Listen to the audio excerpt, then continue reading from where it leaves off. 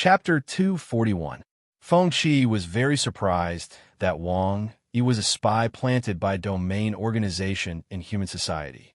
However, after thinking about it carefully, he felt that Wang Yi was indeed abnormal. Wang Yi was the commander of the escort mission for the previous sacrifice line.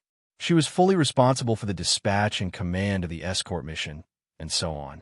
Along the way, Wang Yi allowed the Wolf Domain Battle Group to join the escort team. At that time, he thought that Wang Yi was backed by the Science and Technology Research Institute, and that she was one of the puppets of the shadow organization behind the Science and Technology Research Institute. What he did not expect was that when they were fighting for the Bloodstone, Wang Yi's mask shattered and revealed her purple eyes and purple hair. The characteristics of possession were very obvious. It was obviously the Lord of Fog. At that time, he was very confused as to how the Lord of Fog was related to the Wolf Domain Battle Group behind the Science and Technology Research Institute. He might even be related to the Science and Technology Research Institute. However, now, he had a clear story in his mind. The Lord of Fog who possessed Wang Yi found out that the Science and Technology Research Institute was behind Wang Yi through the contents of her memory. It was also the Shadow Organization. Then, the Lord of Fog used Wang Yi's identity to contact the Shadow Organization behind the Science and Technology Research Institute to gain more benefits. Obviously, the Shadow Organization behind the Science and Technology Research Institute did not know about this. Perhaps this was the foreshadowing for the Lord of Fog to infiltrate the Tiger Soul Institute in the future and send his subordinates to infiltrate the Science and Technology Research Institute. The Lord of Fog was always in the dark, but the Science and Technology Research Institute was always in the light. Right now, there's a rune mark in my body. If this mark is triggered, my body's vitality will be cut off and self-destruct. I have to think of a way to break it. The Lord of Fog said with a serious expression. Hearing this, Feng Qi was not surprised. One of the methods that the Shadow Organization behind the Science and Technology Research Institute used to control their subordinates was to implant death marks in their bodies. Back then, Lu Ping had triggered the death mark and died. The sacrifice line where he was undercover in the Science and Technology Research Institute was also implanted with a similar death mark. However, he naturally could not tell the Lord of Fog about this.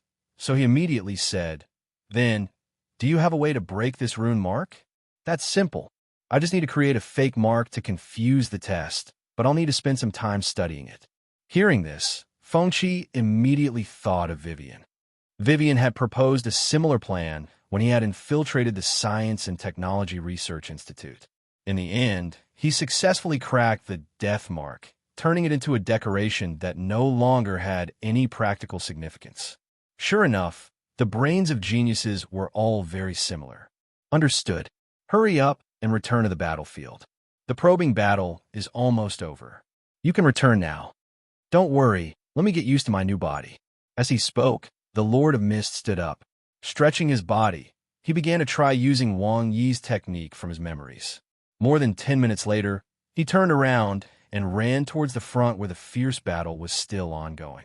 The appearance of the Lord of Mist boosted the morale of the joint operation team that had lost their commander. However, the number of sand creatures also increased with the intensity of the battle. If they continued to fight, it was very likely that they would be surrounded.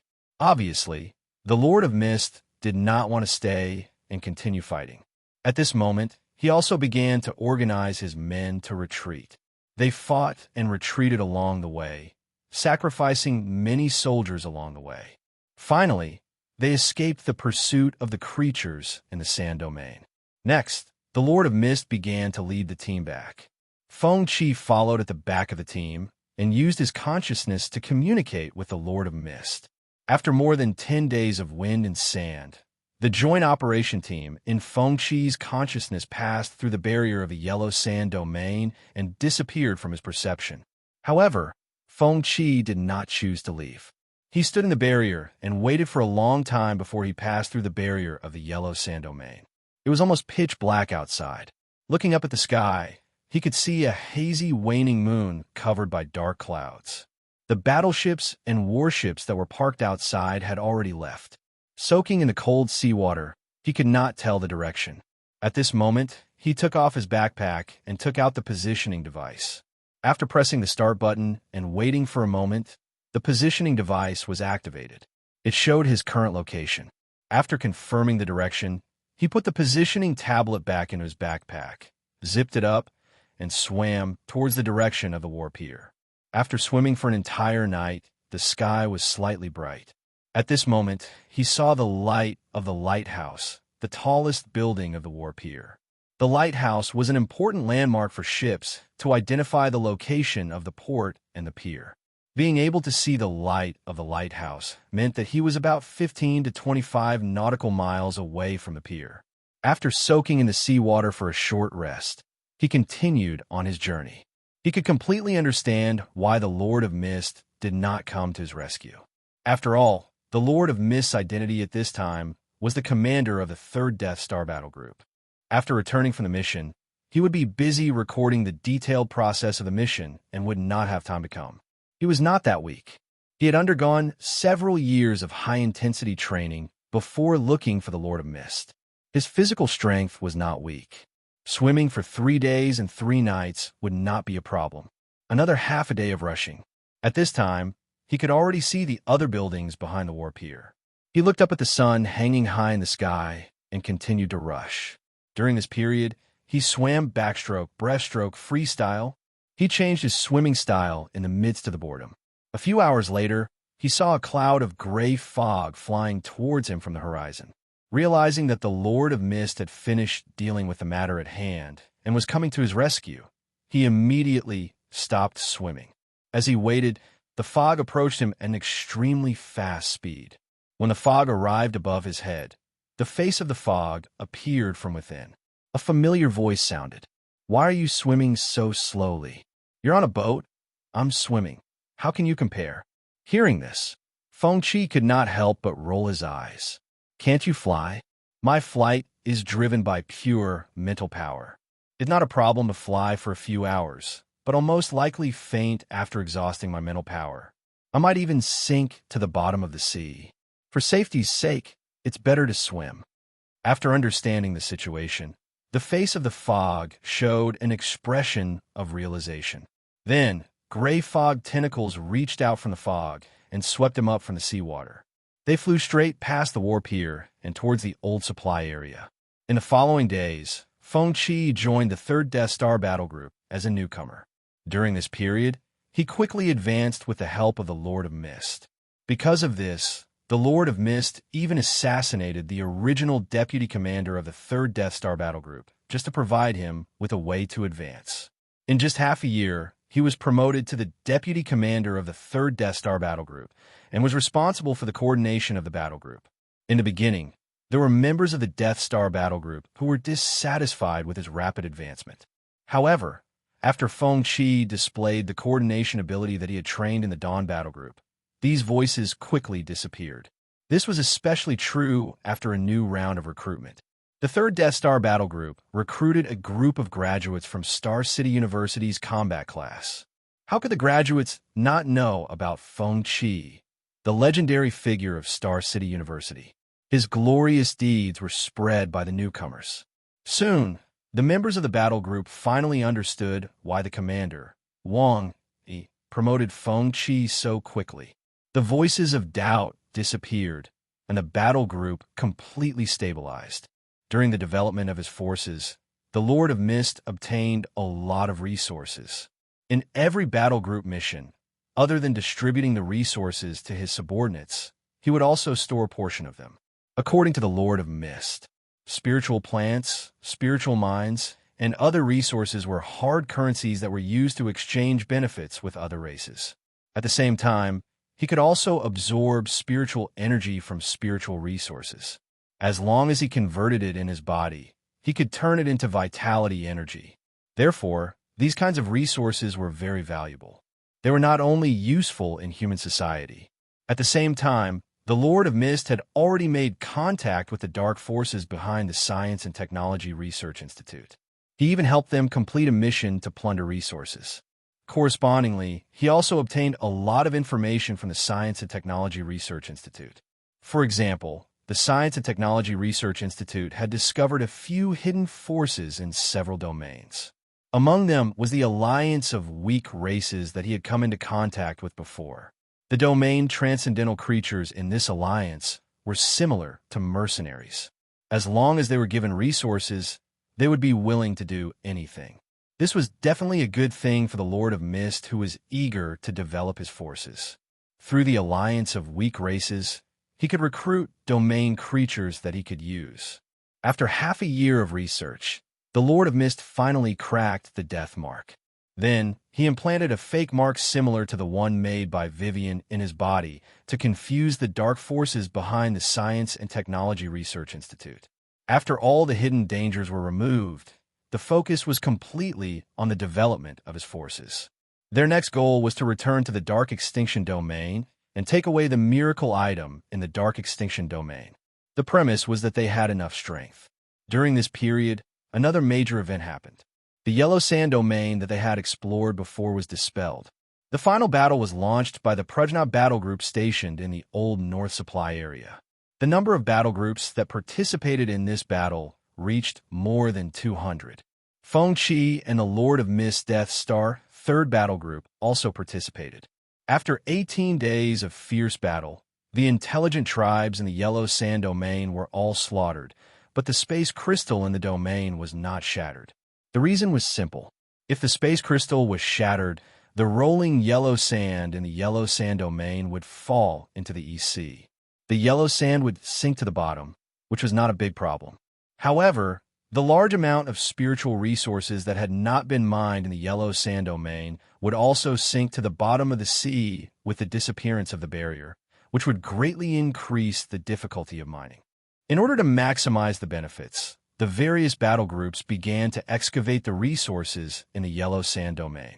During this period, the number of warships and battleships that traveled between the Yellow Sand domain and the war dock increased greatly. Ship after ship of resources were sent to the Old North Supply area airport, and then sent to Old North City or other cities. This news was broadcast back and forth on billboards in major cities, causing quite a stir. Every major event that dispelled the domain would attract the cheers of the people in the various cities. However, Feng Qi did not feel anything about the victory on the surface. He also understood how important victory in a lie was to all of humanity after sacrificing so much time and time again. The hidden human forces similar to the Scarlet Institute moved forward silently, choosing to hide the truth because the truth was too cruel. However, a lie was different. It could bring hope to all of humanity. It could even affect the new generation of humans who were working hard. Only with hope would there be more newcomers who would grow up with their ideals and strive towards their dreams. In their eyes, hope was not very far away. However, if they brought the truth and despair to all of humanity, it might inspire some people who were unwilling to accept the current situation to work hard. But such people were ultimately very few. Most people would abandon themselves in despair and sink into oblivion. They felt that there was no hope for the future, and working hard was meaningless. During this period of time in the Death Star battle group, Feng Qi had a better understanding of the overall framework of humanity. During this period, what shocked him the most was the growth rate of the Lord of Mist. The Lord of Mist had once boasted that he was a genius that had never appeared in the history of his race. It was also because of his talent that he was able to quickly advance in the race and gain the recognition of all of his people to become the chief. He had a deep understanding of this during his contact with the Lord of Mist. In fact, he was quite skeptical about the Lord of Mist talent at first. At first, he thought that flesh sacrifice was created by Wang Jinsheng, and the Lord of Mist only played a role in guiding it. However, it turned out that the person who was possessed was Lin Ran, and the flesh sacrifice was born. This proved that this super technique that had affected history and even caused the domain forces that looked down on human cultivation techniques to fight to learn was developed by the Lord of Mist. This showed how powerful the Lord of Mist talent was. After a year of contact, the Lord of Mist growth was also very shocking. In the Lord of Mist's words, as long as he had enough resources or vitality to support his cultivation, he would be able to fight against the guy in Dark Extinction's domain in less than 2 years. However, the Lord of Mist also had his troubles. Early in the morning, in the manner of the Death Star battle group, after breakfast, Feng Qi came to the Lord of Mist's office. When he opened the door, he saw the Lord of Mist staring at the tablet intently. The black mask that he only wore when he went out was still on the desk. "Old fan, have you seen the income that the Yellow Sand domain has created for us?" He sat down at the desk, picked up the teapot, poured himself a cup of tea, and said with a smile. The Lord of Mist did not reply to his question. He frowned and stared at the news on the tablet, looking very troubled. "What's wrong?" Seeing this, he could not help but be curious. "See for yourself." With that, the Lord of Mist handed the tablet to him. He took the tablet and saw a news report on it. Dawn Legion has launched a joint operation and successfully dispelled the Shield Mountain domain. Commander Mu Qing has been awarded the Outstanding Contribution Gold Medal. Seeing this news, Feng Qi laughed in his heart. Mu Qing had now become a shadow in the Lord of Mist's heart. The vicious beating that almost killed him was still fresh in his mind. From time to time, he would mention it and say that he would definitely seek revenge in the future. However, during this period, Mu Qing's growth was very rapid. She had become the brightest star on the front lines of the supply areas. Seeing that Mu Qing's growth was even more terrifying than his, the shadow in the Lord of Mist's heart was once again evoked. Feng Qi knew what he was worried about. Obviously, he was afraid of meeting Mu Qing one day when he participated in the dispelling of the domain. It would be fine if he did not recognize her. However, if Mu Qing recognized him, he would not be able to avoid a vicious beating or even death. "No, I have to go into seclusion for a while to increase my strength. I'll leave the battle group to you." At this time, the Lord of Mist stood up and said with a serious expression, "Aren't you afraid that I'll steal the resources that belong to you? Use it if you want. What's our relationship? You risked your life for me back then. What's wrong with using some resources?" The Lord of Mist curled his lips indifferently. Then he grabbed the mask on the desk, put it on his face, and walked out of the office. Chapter 242. Half a year later, the 3rd Death Star Legion's base manor. Although it was already winter, the old supply area was located in the tropics. There was no snow all year round, so the change of seasons did not affect this place as much as Star City. After waking up early in the morning, Feng Qi washed up and left his residence. He then walked toward the office building. It was drizzling outside, and the sky was covered with dark clouds. Rumbling sounds could be heard as the clouds rolled over. Along the way, there were many fruit trees. The 3rd Death Star Legion's base manor was very unique. There were all kinds of fruit trees planted in the manor. No matter what season it was, there would be fruit trees in the corresponding season that would bloom and bear fruit. Before being possessed by the Lord of Fog, Wang Yi had cultivated a field behind the base manor. She had spent a lot of resources to cultivate it, such as spirit water, spirit plant powder, and other spiritual materials. She had also set up a formation around the field that could absorb spirit energy from the outside world. After 5 years of cultivation, this field now had the characteristics of a spirit field. The quality of the plants grown here was very high.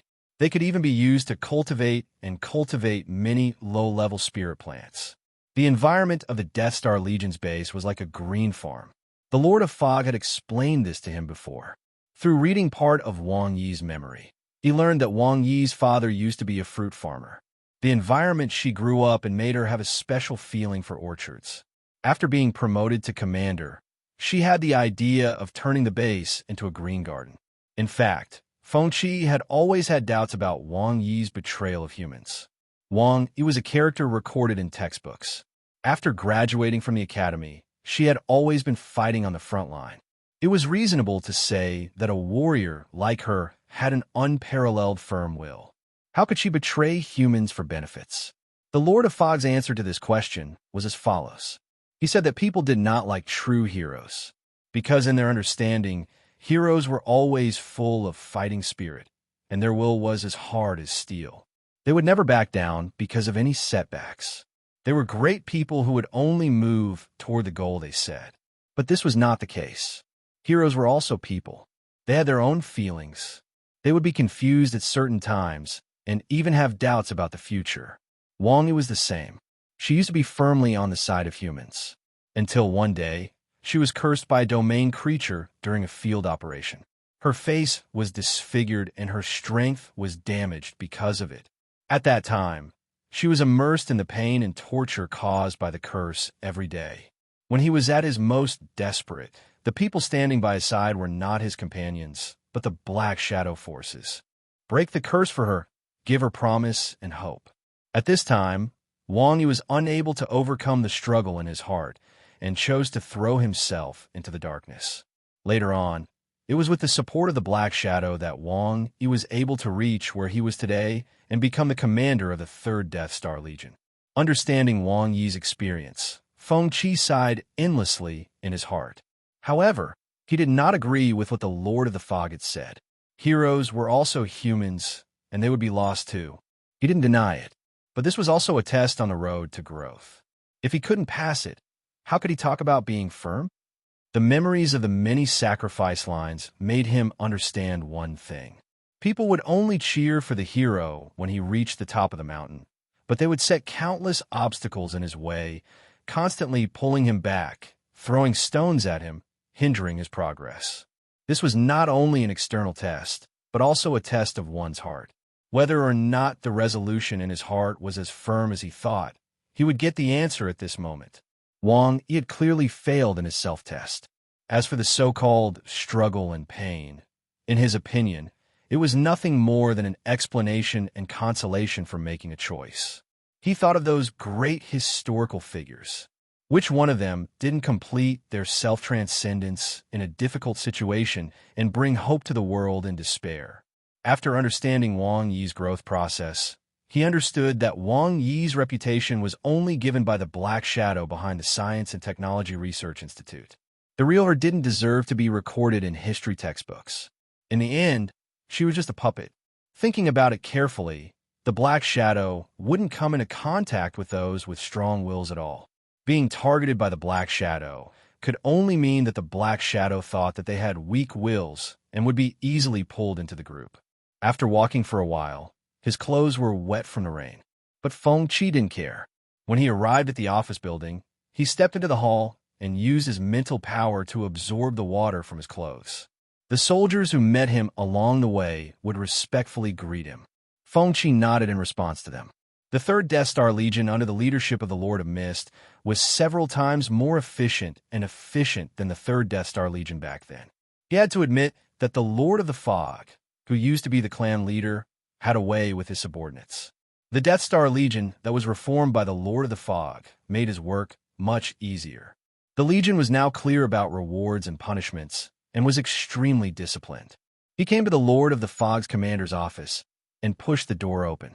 He sat down at the desk and picked up the latest intel file of the Legion and began to flip through it. At this moment, there was a knock on the door. He immediately looked at the computer in front of the desk. On it was the image of the camera at the door of the office. When he saw the familiar figure, a smile appeared on his face. "You're not allowed in." Hearing this, the door was pushed open. The figure that came in took off the mask on his face. The familiar purple hair and purple eyes appeared. "I'm back." With that, the Lord of the Fog walked to the desk and sat down. Looking at the Lord of the Fog who had returned from his cultivation, he smiled and nodded. "You've been in seclusion for half a year. How's your strength?" "I should be able to fight the guy in the dark extinction field, but I'll only know the specific situation after I come into contact with him. If I have the help of other forces, there shouldn't be a problem." Hearing this, he was surprised. "Didn't you say that you'll only have the strength to fight him after 2 years?" "I said 2 years of cultivation is about the time when I'm confident of winning. Now that I've been cultivating for half a year, I feel that my strength has improved rapidly. I've now reached the early stage of the Spirit King realm."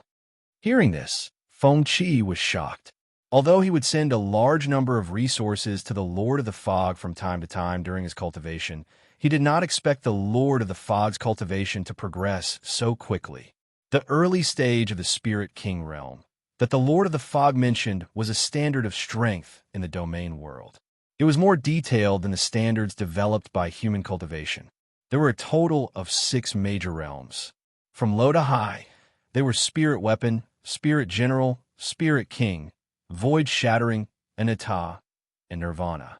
Each realm was further divided into the early stage, mid-stage, and late stage. The last realm, Nirvana, was the Lord of the Fog's evaluation of the Pillar God strength. Through the Lord of the Fog's description, he compared the human's strength evaluation standard with the domain world's strength evaluation standard. He came up with a template for comparison.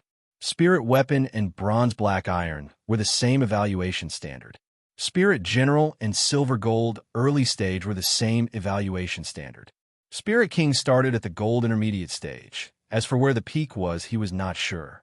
After all, there were no examples for comparison. In the current stage of human cultivation, the highest evaluation standard was the Gold stage. There were no detailed evaluations beyond that, only the evaluation of the disaster realm. Feng Qi could understand this.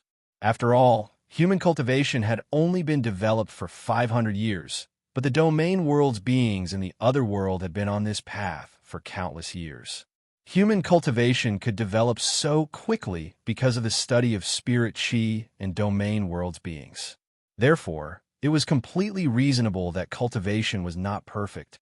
As human cultivation continued to develop, there would inevitably be a strength evaluation standard above the gold level to correspond to the void shattering, Anatta, and even Nirvana realm. When he learned that there were 6 major realms in the cultivation of domain world's forces, and that the Lord of the Fog had just reached the 3rd realm, he was also shocked. This proved that there were more people with extremely terrifying strength in the domain world. However, the Lord of the Fog's words made him feel much more relieved.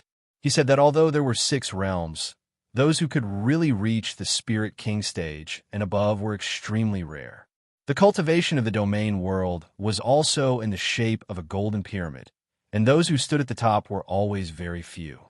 At the same time, Feng Qi also thought that humans were just unable to define the strength evaluation levels above the gold stage. But it did not mean that there were no elites above the gold stage. The most classic example was Mu Qing. Her battle prowess was difficult to evaluate with the imperfect standards of modern cultivation. No instrument could detect Mu Qing's specific battle prowess. It could be seen that although Mu Qing's strength was classified as gold stage, it had actually surpassed the gold stage. It was the super domain world's being that they had encountered during the escort mission. As for its strength, in his opinion, it was probably at the 4th stage, which was the Shattering Void tier. However, this super domain world being killed by Mu Qing proved that Mu Qing's strength was at least at the Shattering Void tier. The strength evaluation standard of modern cultivation could not define those warriors who stood at the top of human cultivation. If a comparison must be made, it could be defined by the strength evaluation standard of domain world's beings.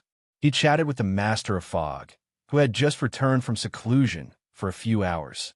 During this time, the Master of Fog also asked in detail about the recent development of the 3rd battle group on the Death Star.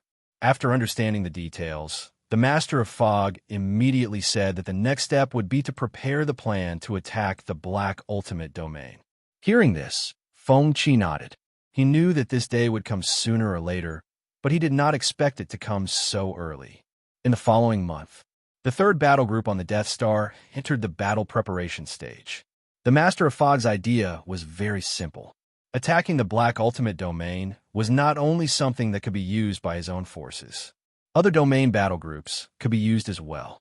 For this reason, the Master of Fog posted a joint operation to disperse the Black Ultimate Domain on the mission posting platform, and 38 battle groups responded within a month. This was one of the reasons why the Master of Fog chose to possess Wang. He used Wang Yi's subordinate battle groups and influence to seek benefits for himself. For this reason, he even took the initiative to contact the Science and Technology Research Institute to seek help. During this time, he deceived the dark forces behind the Science and Technology Research Institute. It was nothing more than that this operation would significantly increase his influence, as well as the subsequent construction of the battle groups. As for his idea, the dark forces behind the Science and Technology Research Institute expressed their support. They transferred the 3rd battle group, which was the Bloodthirsty Wolf battle group, to help. Other than that, Fengqi also entered a busy state. In this month, he went to Old Sun City and got in touch with the alliance of weak clans there. At the cost of Wang Yi's many years of accumulation, he contacted several powerful domain forces to participate in this operation against the Black Ultimate Domain.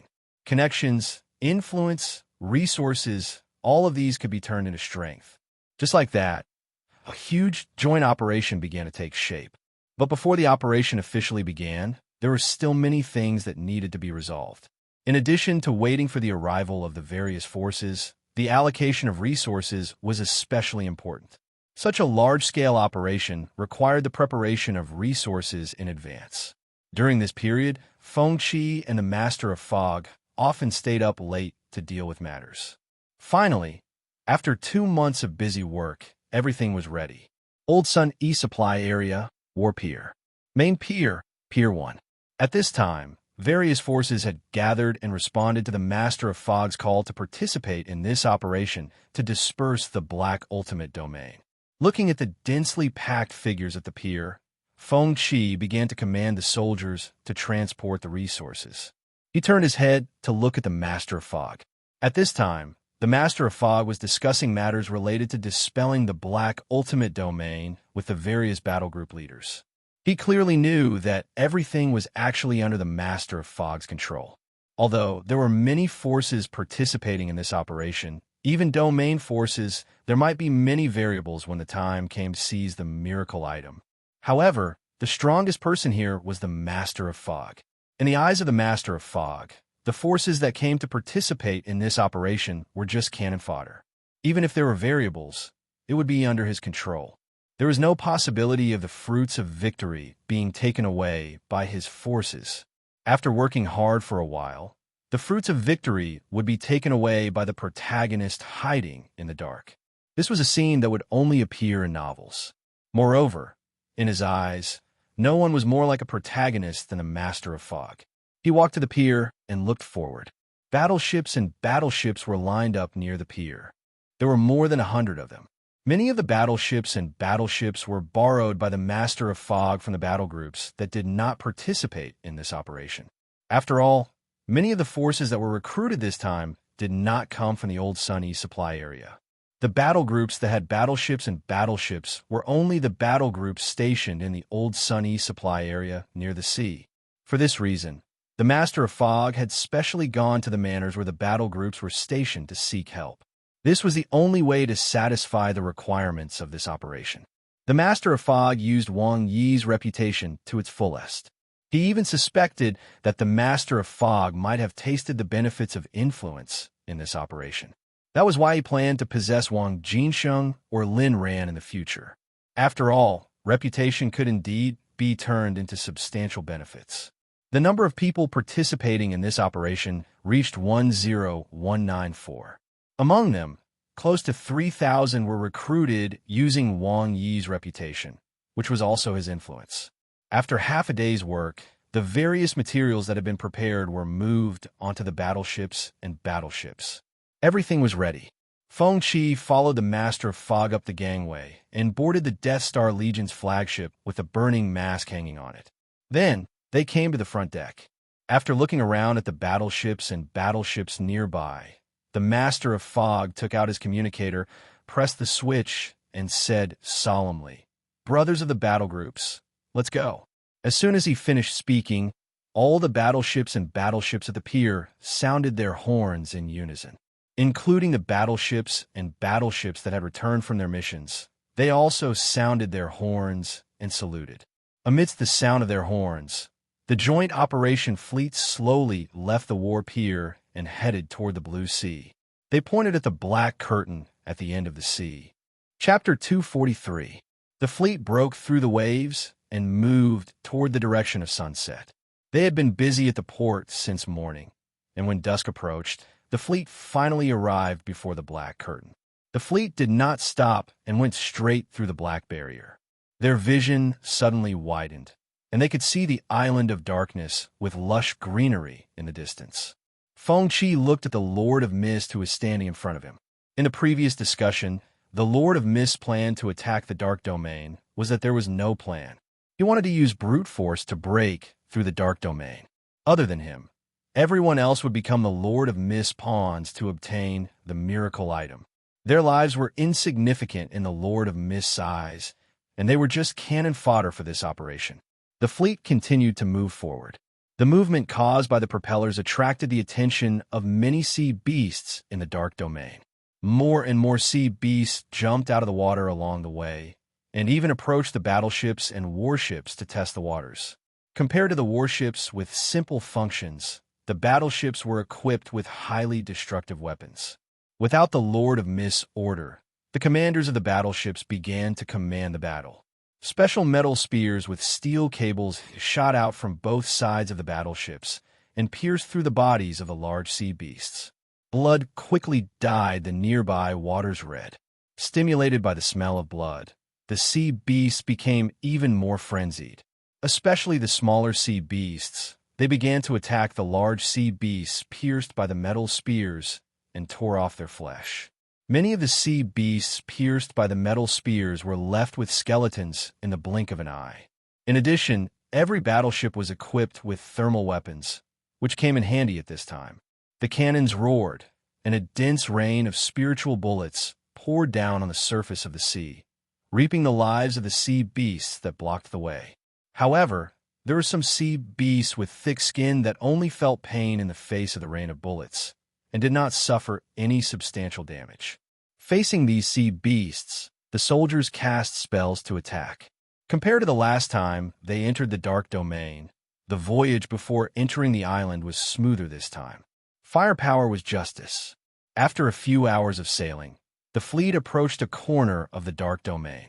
It was obvious that this landing point had been explored several times. There were many wreckage of warships stranded in the shallow beach in front of the beach. From the extent of the damage, it seemed that they had been hit and bitten by large sea beasts. Many of the wreckage of the warships were even covered in moss. Under the command of the Lord of Fog, the warships began to approach the shore. The well-trained soldiers jumped down from the warships with ropes, crossing the water and coming to the beach to fix the warships and the warships. After the installation was completed, it was time for the materials to be transported. It was completely unknown how long this trip would take, but sufficient supplies were the guarantee for the next operation. The sky also darkened amidst the bustle. Tents were set up on the beach and bonfires were lit. The logistics soldiers began to prepare dinner. During this period of time, a large number of soldiers were also deployed to the rainforest to be on guard, in case they were ambushed by intelligent domain creatures hiding in the rainforest. At this moment, at a corner of the beach, the flickering bonfire illuminated Feng Chi's face, flickering between light and darkness. At this moment, the Lord of Mist walked up to him and handed him the roasted leg. "What are you thinking about?" Taking the roasted leg, he lowered his head and took a big bite. "Old fan, what do you think is the probability of us standing at the top in the future?" Sitting down beside him, the Lord of Mist pondered for a moment before speaking. "There's a high chance that we'll die on the way forward. After all, there are countless races like me who want to climb to the top, but those who can really succeed will always be very few. Maybe we'll become a stepping stone in the competition with the other forces before we see the general trend descending. Then why are you still working so hard?" Glancing at Feng Chi, the Lord of Mist smiled and shook his head. "I once promised my people that I would lead them to glory. That is the only oath I have in my life. Even if the outcome is not what I want, I will move toward this goal without hesitation. At least when I fail, I will ask myself and not feel regret." Looking at the Lord of Mist, who was wearing a mask and whose expression could not be seen, Feng Chi realized that he was the same kind of person as him. He asked himself, if one day the way to save all of humanity was to go to another world and attack a weak and kind force, would he do so? Looking up at the stars in the sky and listening to the crackling sound of firewood, Feng Chi sighed in his heart. There was no right or wrong, only different standpoints. In the end, it was decided that he and the Lord of Mist would not be on the same side. The future plans of the Lord of Mist and his race were fundamentally on the opposite side of him, protecting the future of human civilization. Looking at the masked Lord of Mist, He thought of himself 1,500 years later. Then he smiled and said, "Fan, you are a fan. Old fan, I think with your talent, you'll stand at the top one day. Who knows, but if that day really comes, there will definitely be a place for you by my side. Don't say that. Maybe we will become enemies because of benefits." Feng Qi could not help but roll his eyes when he heard this. "Ha ha ha. I will give you whatever you want. Can I take your life? If you want, you can take it in the snow forest in the chilly winter district. I owe you this life. You can take it any time." While they were chatting, dawn appeared on the horizon. After a night of rest, the Lord of Mist began to organize the battle preparations and then led the way into the black rainforest. The visibility in the rainforest was not high, so the Lord of Mist chose to destroy the way forward. He cut down the green plants along the way and cleared a path for the team to move forward smoothly. Feng Qi, who was following behind the Lord of Mist, knew this. This battle would definitely be tragic. The humanoid leader, who had a miracle item, was definitely not easy to deal with. Perhaps almost half of the soldiers in this joint operation team, or even more, would die here. But he did not think too much about sacrificing himself. This was a struggle that he had to endure as a villain. If he wanted to obtain information, he would have to sacrifice himself. Indecisiveness at this time would only hinder the plan. 4 days later, after many sneak attacks from the humanoid forces, the team successfully stepped into the central area of the Black Island. Under the Lord of Mist's order, the team began to rest. Feng Qi looked back at this time. After several days of trekking, the soldiers at the back looked tired and their equipment was stained with blood. To successfully step into the central area, the joint operation team lost at least hundreds of soldiers. But the Lord of Mist did not count the number of casualties, because he did not care about the deaths of these cannon fodders. At this time, the combat team that went to investigate returned. The leader came to the Lord of Mist and described the situation in detail. Feng Qi listened on the side. When he heard the leader of the scouting team say that the humanoid intelligent tribe's camp was ahead, he knew that the final battle was coming. Whether or not they could obtain the miracle item depended on this battle. After understanding the situation, the Lord of Mist gave the soldiers a few hours of rest, which was rare. At this time, the Lord of Mist also picked up the communicator and gave an impassioned speech to arouse the soldiers' desire for victory. When the rest was over and the horn sounded, the soldiers all stood up. After wiping their weapons and adjusting their equipment, they rushed forward under the Lord of Mist's lead. After several hours of trekking, after crossing the rainforest, a fast-flowing waterfall appeared in front of them. In front of the waterfall was a huge camp of the humanoid tribe. At this time, the humanoid tribe had obviously detected their arrival and had already made preparations in front of the camp. At the forefront of the humanoid battle formation was the humanoid leader riding on the back of a giant tiger. As the horns sounded, the battle was on the verge of breaking out. The rules in the domain were different from the real world. Unless it was a spiritual technological weapon, normal firearms could not be used. Aside from spells, only the most primitive fighting techniques could be used to determine victory and defeat. The two forces collided like a flood of steel, and a fierce battle began. Figures fell in the battle continuously. The Lord of Mist did not enter the battle personally. Instead, he chose to command the battle. His focus was still on the humanoid leader and the green light bracelet on his wrist. Feng Qi, on the other hand, chose to follow the Lord of Fog.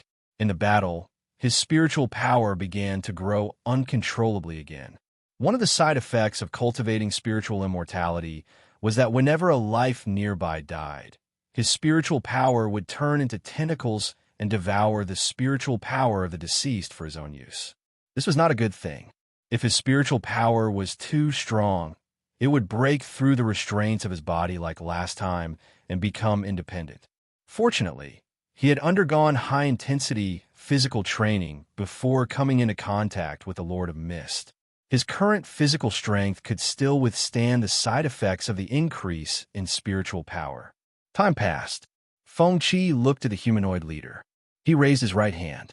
As the green bracelet on his wrist spun, an illusory and blurry figure floated behind him. As countless formations were formed, the earth trembled. Countless vines appeared from the cracks and began to strangle the nearby warriors. The Lord of Mist also looked at the humanoid leader. However, he still had no intention of entering the battle himself. He only used the communicator to send the battle groups to encircle the humanoid leader. Batches of warriors died, but the Lord of Mist was not moved at all. His idea was simple. Before he officially attacked, he wanted to exhaust the humanoid leader's energy as much as possible. Only in this way could he have a better chance of success when he attacked. The cruelty of war was vividly displayed at this moment. Blood dyed the ground in front of the humanoid camp red. Even the stream connected to the waterfall was dyed red. When the figure behind the humanoid leader appeared, the situation of the battle had been reversed. The advantage of the combined battle groups was no longer there. The humanoid leader became the biggest problem in dispelling the domain. At this moment, Fengqi saw the warrior's spirit of sacrifice. They obeyed the Lord of Mist's orders and charged at the humanoid leader without hesitation. Some of the warriors even used a short burst of brilliance before they sacrificed themselves, leaving wounds on the humanoid leader. The battle lasted for a long time. The first to escape were the alliance of weaker races that had been hired with resources. They came for benefits in the first place. They did not have the spirit of sacrifice of the battle groups, nor did they have the desire to win. In the face of such a cruel war, they did not dare to continue fighting. The Lord of Mist did not stop them. When these forces fled, the pressure on the combined battle groups increased significantly. At this moment, the Lord of Mist chose to attack. He pounced on the humanoid leader and grabbed it by the neck before he could react. Then, he dragged him far away. The humanoid leader was already exhausted from the long battle. Otherwise, the Lord of Mist would not have been able to capture him so easily. This was also the reason why the Lord of Mist chose to attack at this moment. He led the humanoid leader forward into the rainforest, trying to find a place to finish him off. Seeing this, Fengqi was slightly worried. He did not know how strong the power granted by the miracle item was. Perhaps the humanoid leader had only used a portion of the miracle item's power and still had a fatal attack. If the Lord of Mist died, the subsequent plan of this sacrificial line would not be able to be carried out. Thinking of this, he picked up the communicator and handed over the command to a rank A group commander. He then ran in the direction where the Lord of Mist had disappeared. His body shuttled through the rainforest. His consciousness kept spreading forward, searching for traces of the Lord of Mist. At this moment, somewhere in the rainforest, the Lord of Mist had turned into a sea of gray fog and was corroding the humanoid leader's body. However, the humanoid leader's resistance was also very fierce. The plants around him grew wildly under his control. They kept devouring the gray fog and weakening the Lord of Mist's power. This was no doubt the home field of plants. The plants that absorbed the gray fog would quickly wither and die, but they would also cause damage to the Lord of Mist. While the two sides were in a stalemate, the shadow behind the humanoid leader began to condense spell trajectories. The shadow then became larger and merged into the gray fog. It began to release green energy to fight against the gray fog. As the two types of energy clashed, there were continuous explosions. Gaps in the sea of gray fog would be blasted open from time to time, but they were quickly repaired. Since the Lord of Mist had decided to attack, he was clearly prepared. Facing the humanoid leader's counterattack, he was unfazed. He continued to focus on corroding the humanoid leader's body. He knew that as long as the humanoid leader died, the battle would be over. Choosing to protect himself first would instead drag the battle into a stalemate, causing an uncontrollable situation to occur. This battle only lasted for a short while. The humanoid leader lost his ability to fight due to his body's functions being continuously damaged. However, just as the Lord of Mist thought that he was about to win, the humanoid leader looked at him with a ferocious expression and chanted an incantation that he could not understand. Then, the shadow behind him suddenly collapsed and turned into countless black light spots. In an instant, the countless black light spots seemed to be attracted by some kind of power and surged into the gray fog. At this moment, the Lord of Mist let out a scream. As the gray fog surged, he returned to his human form. However, his body was already covered in black spots. Before he died, the humanoid leader released a life curse on him. The curse brought both mental and physical torment to the Lord of Mist. He could not help but kneel on the ground and wail in pain. At this moment, countless black spots appeared in his sea of consciousness, trying to devour his entire spiritual world. In order to prevent this curse from destroying his sea of consciousness, he began to gather the vitality energy in his body to resist the curse's invasion.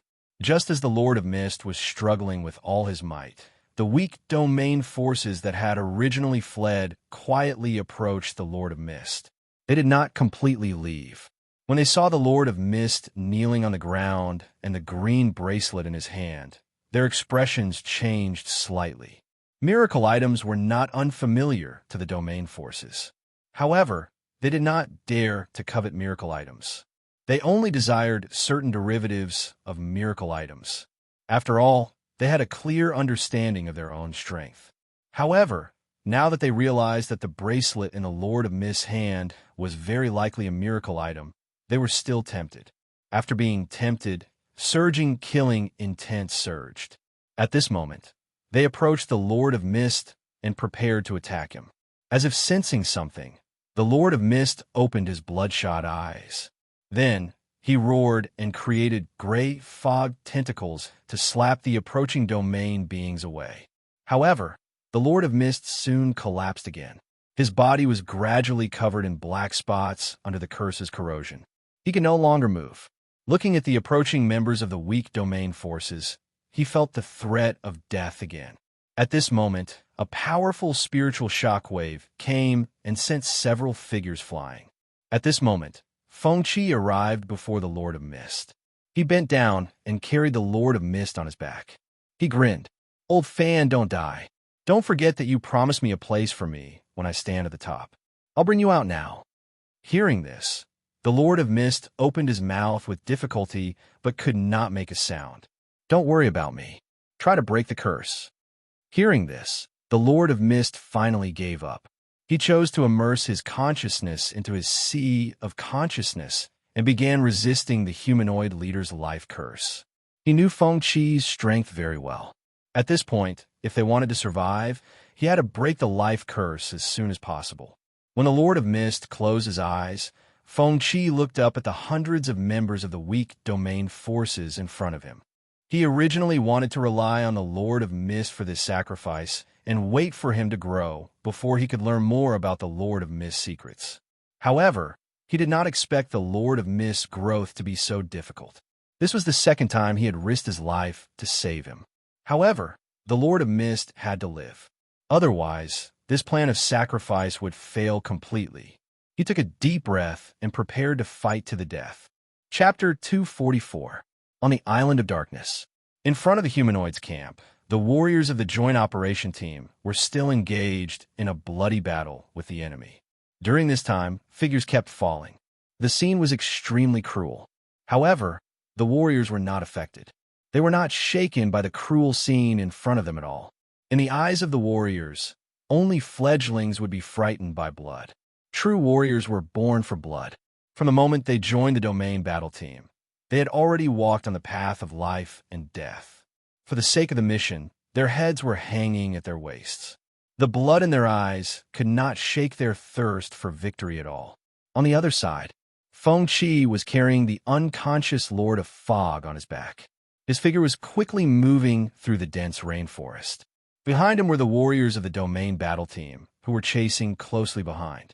They had spent spiritual resources to recruit these members of the domain battle team. Their purpose was to serve as cannon fodder and increase their chances of obtaining the miracle item.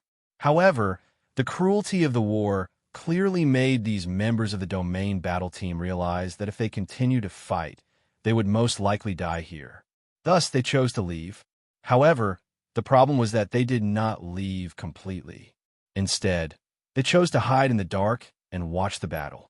When they discovered the battle between the Lord of Fog and the humanoid leader, they did not think much of it until they saw the Lord of Fog still holding the green bracelet tightly when it was cursed.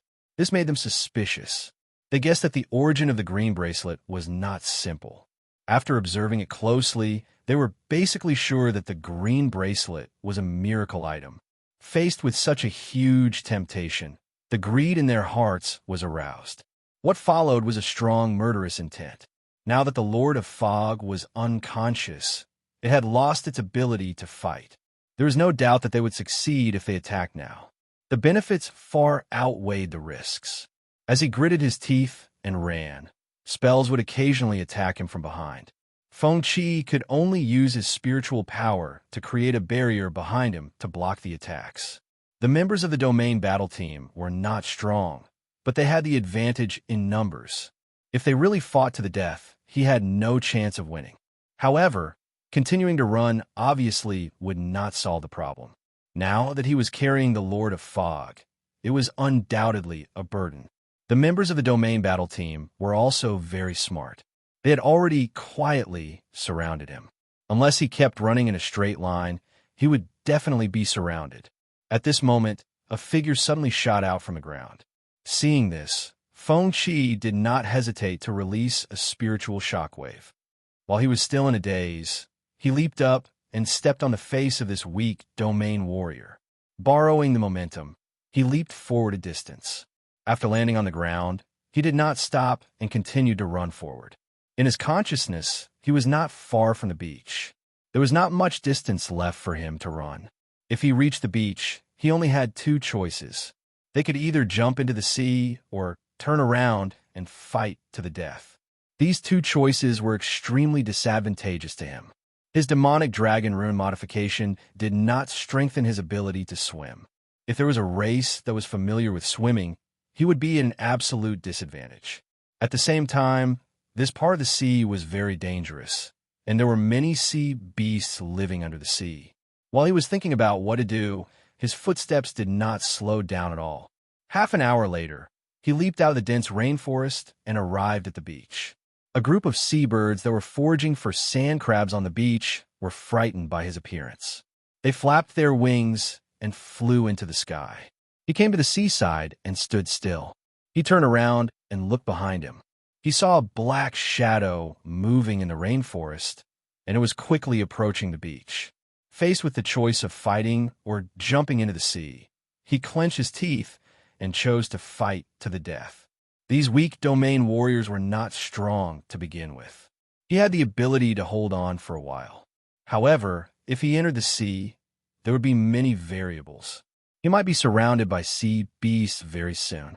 He did not have any fighting skills in the water, and he might not be able to hold on for long before dying. On the other hand, if he was on land, he would be able to fight for a chance of survival. Thinking of this, he put down the Lord of Mist and looked coldly at the warriors of the weak domain warriors who were leaping out of the rainforest. His skin turned red at this moment, and his fury ability was activated. Hot steam appeared on the surface of his body. Looking at the increasing number of enemies, his expression became ferocious. The ferocity in his heart was completely awakened. Roar! The instinct given by the demonic dragon made him let out an intimidating roar. At this moment, the mist that rose from the surface of his body seemed to be pulled by some force and began to spiral around his body. Under the surprised gazes of the weak domain warriors, Feng Qi, who had lost his consciousness, took the initiative to attack. He went straight to a member of a weak domain realm clan and gave him a brutal knee strike. The violent force hit the warrior's chest through the knee, and it could be seen with the naked eye that the warrior's chest caved in. The warrior's eyes widened, and then he spat out a shattered liver mixed with blood from his mouth. This knee strike directly took the life of this warrior from the alliance of weak races. After killing him, Feng Qi grabbed his neck with one hand and threw him to the weak domain warrior at the side, smashing him to the ground. The weak domain warriors who reacted also started to counterattack Feng Qi at this moment. Other than killing spells with tricky trajectories, there were also weak domain warriors who were stronger in close combat who approached Feng Qi, wanting to use physical cultivation techniques to restrain him. Facing the siege, the ferocity in Feng Qi's eyes grew stronger. At this moment, he was no longer afraid of pain. Even if there were wounds on the surface of his body, they would quickly heal in a short time. Accompanied by a roar, he took the initiative to attack again. In front of him was a weak domain warrior who was more than 2 meters tall. He was like an iron tower, squatting down and taking a defensive stance. Feng Qi didn't stop and punched the warrior's arm. After taking a solid punch, the domain warrior didn't make a sound. He took a step forward and hugged Feng Luo's waist. Then, he threw Feng Luo to the ground, trying to use a ground technique to restrain Feng Luo. At this moment, he grabbed Feng Qi's left hand and used his legs to form a strangulation position. Crack! At this moment, Feng Qi's left arm was broken. Feng Qi didn't care about this. He clenched his right fist and punched the weak domain warrior's nose. While he was in pain, Feng Qi opened his mouth and bit his neck. His left arm twisted along with his body like a fried dough twist. At this moment, he also bit the weak domain warrior's neck. Seeing this scene, the other weak domain warriors all released their spells and took the opportunity to attack. Feng Qi's back was torn open by the various spells. However, the pain didn't affect the killing intent in his heart at all. He clenched his teeth and pulled hard. Blood splattered everywhere. Red spots fell on his face, making Feng Qi's sinister smile even more terrifying. Seeing such a cruel scene, some domain warriors had a terrified expression on their faces. However, most of the weak domain warriors were unmoved. At this moment, they started to attack Feng Qi even more fiercely. After breaking his left arm, Feng Qi stood up and waved his right arm that he could still control.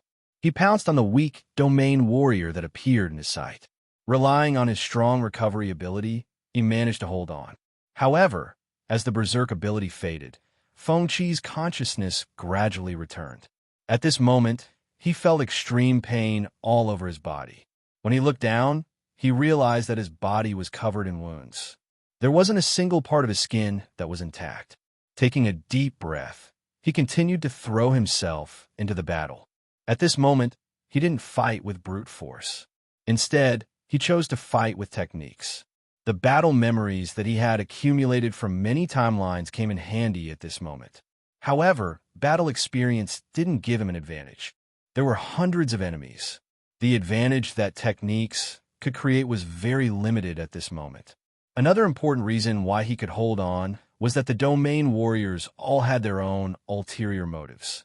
They didn't all come from the same race. Faced with the temptation of a miracle item, they all coveted it. However, they also cherished their lives. At this moment, if they fought with their lives on the line, if they died, it would undoubtedly benefit the other race's warriors. With each of them having their own ulterior motives, their attacks weren't focused. From time to time, they would show signs of going easy on the other warriors.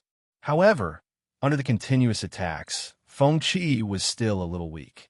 At this moment, he realized that his body's self-recovery ability was gradually unable to keep up with the appearance of new injuries. The demon dragon rune crystal embedded in his chest also didn't have much energy left. Once the energy was used up, his self-recovery ability would completely disappear. He turned to look at the unconscious Lord of Fog. At this moment, his body was still covered in black spots. He didn't show any signs of waking up. He couldn't help but worry about whether the Lord of Fog could pull through. Because of his appearance in this timeline, the Lord of Fog's future path had changed. He didn't know if the Lord of Fog in the normal timeline had attacked the Dark Extinction Field or if he was cursed. Therefore, he didn't know if the Lord of Fog could pull through. After all, the change in the timeline affected all aspects. Perhaps if he didn't appear, the Lord of Fog's future development would be relatively stable. He might not even discover the Green Miracle Bracelet, so there wouldn't be a series of subsequent events. However, when he thought about how the Lord of Fog was a boss that had stood tall for 1,500 years, he still had some hope in his heart. What he could do was to buy time for the Lord of Fog as much as possible. Thinking of this, he let out a roar. He lowered his head and pounced toward the figure that was attacking him. At this moment, in the Lord of Fog's spiritual sea, faced with the humanoid leader's life curse, the Lord of Fog's consciousness was having a very hard time resisting. This curse was clearly released with a miracle item. Its power was very obvious. In the fight against the cursed spots, not only did he fail to disperse the black spots that kept appearing in his spiritual sea, but the number of spots kept increasing. Now, nearly half of the space in his spiritual sea had been eaten away. If the curse continued to spread, he knew that he would definitely die. The consequence of the spiritual sea being polluted was the collapse of one's consciousness. Even if one's body was still alive, one would be a walking corpse. In order to continue living, he kept using all kinds of methods. However, these methods were useless in the face of the life curse. The curse continued to spread and spread. It was unstoppable. Faced with this desperate situation, the Lord of Fog calmed down. Compromising had never been his choice. At this moment, he retracted his consciousness. He decided to use the limited time to decipher the curse's characteristics. He began to analyze the curse's composition in order to find the right solution. After some hard work, he successfully analyzed the curse's composition. At this moment, he scanned his surroundings with his consciousness. He found that the black spots had already eaten away more than half of his spiritual sea. While he still had time, he began to develop a spiritual attack technique that could restrain the curse's energy. In an extremely short period of time, he succeeded in his research. The Lord of Fog's terrifying talent was on full display at this moment. In the face of a life-and-death crisis, the tables were turned. He spread his consciousness and used the newly developed spiritual attack technique to continuously wipe away the source of the life curse in his spiritual sea. As long as his consciousness scanned the area, the black spots would quickly dissipate until they disappeared. Realizing that this method was effective, he decisively increased the speed at which he dispelled the curse. He knew that Feng Qi was now in an extremely dangerous situation. If he did not hurry, the two of them could be killed by the domain warriors of the weak races, even if he was the employer of these domain warriors. However, in the face of absolute benefits, the employer-employee relationship was extremely fragile. He knew very well that the domain warriors of the weak races who were cannon fodder in his eyes earlier would also become sharp blades that would kill him. Under his efforts, the black spots in his spiritual sea kept disappearing. In just slightly more than 10 minutes, he successfully dispelled half of the black spots. As the black spots disappeared, the pitch-black mark on the surface of the Lord of Fog's body was also gradually fading.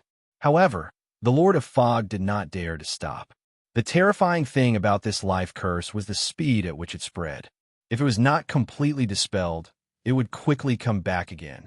He would once again fall into the state of being enveloped by the curse.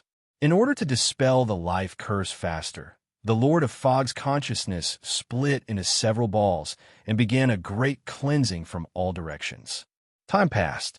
When the last black spot in his spiritual sea was washed away, his spiritual sea completely resumed its operation. The golden world formed by the convergence of his spiritual power resumed its operation. The Lord of Fog also opened his eyes at this moment.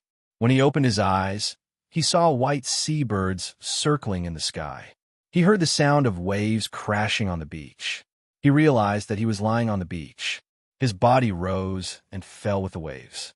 After being stunned for a moment, he decisively looked in the direction of the smell of blood. When he saw the scene not far away, his pupils suddenly shrank. He saw Feng Qi, whose left arm was broken, staggering. He stood not far away in a sorry state. His body was covered in blood and covered in wounds so deep that his bones could be seen. The afterglow fell on him. His figure was hazy, adding a hint of desolation. Seeing Feng Qi in such a sorry state, the Lord of Fog's heart trembled. He immediately recalled what Feng Qi had said to him before he fainted. "Hang in there. Don't forget what you promised me. When you stand at the peak in the future, you'll have a place for me by your side." He had thought that Feng Qi had managed to survive until now because he had successfully escaped the encirclement and was hiding. He did not expect that Feng Qi would choose to use his life to buy time for him. He had chosen to fight to the death. At the same time, the anger in his heart was surging. At this moment, Feng Qi finally could not hold on any longer. He coughed out a mouthful of blood and leaned back. Seeing this, the Lord of Fog's figure flashed to Feng Qi's back and supported him. Looking at Feng Qi's dazed eyes, the Lord of Fog completely lost his temper. A scarlet glow flowed in his purple eyes. He turned to look at the hundreds of weak domain warriors in front of him and grinned. "I've decided. I won't kill you. I'll make you wish you were dead." Chapter 245. Island of Darkness, South Coast. Dusk. In front of the white beach, waves were crashing on the beach. The seabirds in the sky seemed to be frightened and flew away from the beach. The Lord of Mist, who had woken up, held Feng Qi with one hand and looked coldly at the hundreds of warriors from the Domain Alliance gathered in front of him. He had already thought about the fate of these hundreds of weak warriors. When they realized that the Lord of Mist had woken up, the Domain warriors who had been recruited were shocked. However, they did not think of running away, because they did not know how powerful the Lord of Mist was. Looking at the green bracelet on the Lord of Mist's right wrist, these weak warriors showed greedy expressions. Humans die for wealth, and birds die for food. This saying was also applicable to the Domain Alliance, especially these weak warriors who had always wanted their race to rise up. They did not want to let go of the chance to obtain a miracle item. However, before they could attack, the enraged Lord of the Mist took the initiative to attack. Several gray fog tentacles extended from his back and shot forward. The weak warriors who came into contact with the gray fog tentacles were instantly drained of blood. However, this was not the end. The Lord of Mist was not joking when he said that he would make them suffer. Surrounded by the gray fog, these weak warriors who were drained of blood and died had a spiritual body wrapped in consciousness. The gray fog protected these consciousnesses and did not dissipate. It also transferred energy to them and helped them build new bodies. In a short period of time, the dead warriors all turned into ghosts. Then, a large number of ghosts appeared in the gray fog. They wailed and pulled the transformed weak warriors into ghosts into the gray fog. What awaited them was endless torture on the consciousness level. This time, the Lord of Mist was completely furious. It unleashed all of its power without holding back. The south coast of the Island of Darkness was soon covered by the gray fog. The hundreds of weak warriors realized that they were no match for the Lord of Mist. However, it was too late to escape. The area covered by the gray fog was the Lord of Mist territory. Everything here was under its control, including lives. Sensing the dozens of weak warriors who were still struggling in the fog, but had not died yet, he clenched his fists. Immediately, the blood of the soldiers who were still struggling to hold on flowed in reverse. Their tensed bodies were completely drained of energy. Beads of blood seeped out of their skin, and their eyes were bloodshot. In their despair and fear, the remaining dozens of weak domain warriors were unable to escape the fate of being devoured by the gray fog. Their consciousness did not escape the curse of the Lord of Mist. In the end, they turned into spirits and ghosts and were dragged into the Lord of Fog's dead clansmen, becoming prisoners and food. When the gray fog completely dispersed, the sky was already dark. The moon and stars were sparse in the sky, and the night was hazy. At that moment, the Lord of Mist gathered his mist and transformed back into his human form. He turned his head and looked at Feng Qi, who was wrapped in gray fog and suspended in the air, unconscious. With a wave of his hand, dense blood and qi flowed out from his body and gathered in his palm. These blood essences came from the hundreds of weak domain realm warriors he had just killed. Their blood had been purified by him and turned into pure blood essence.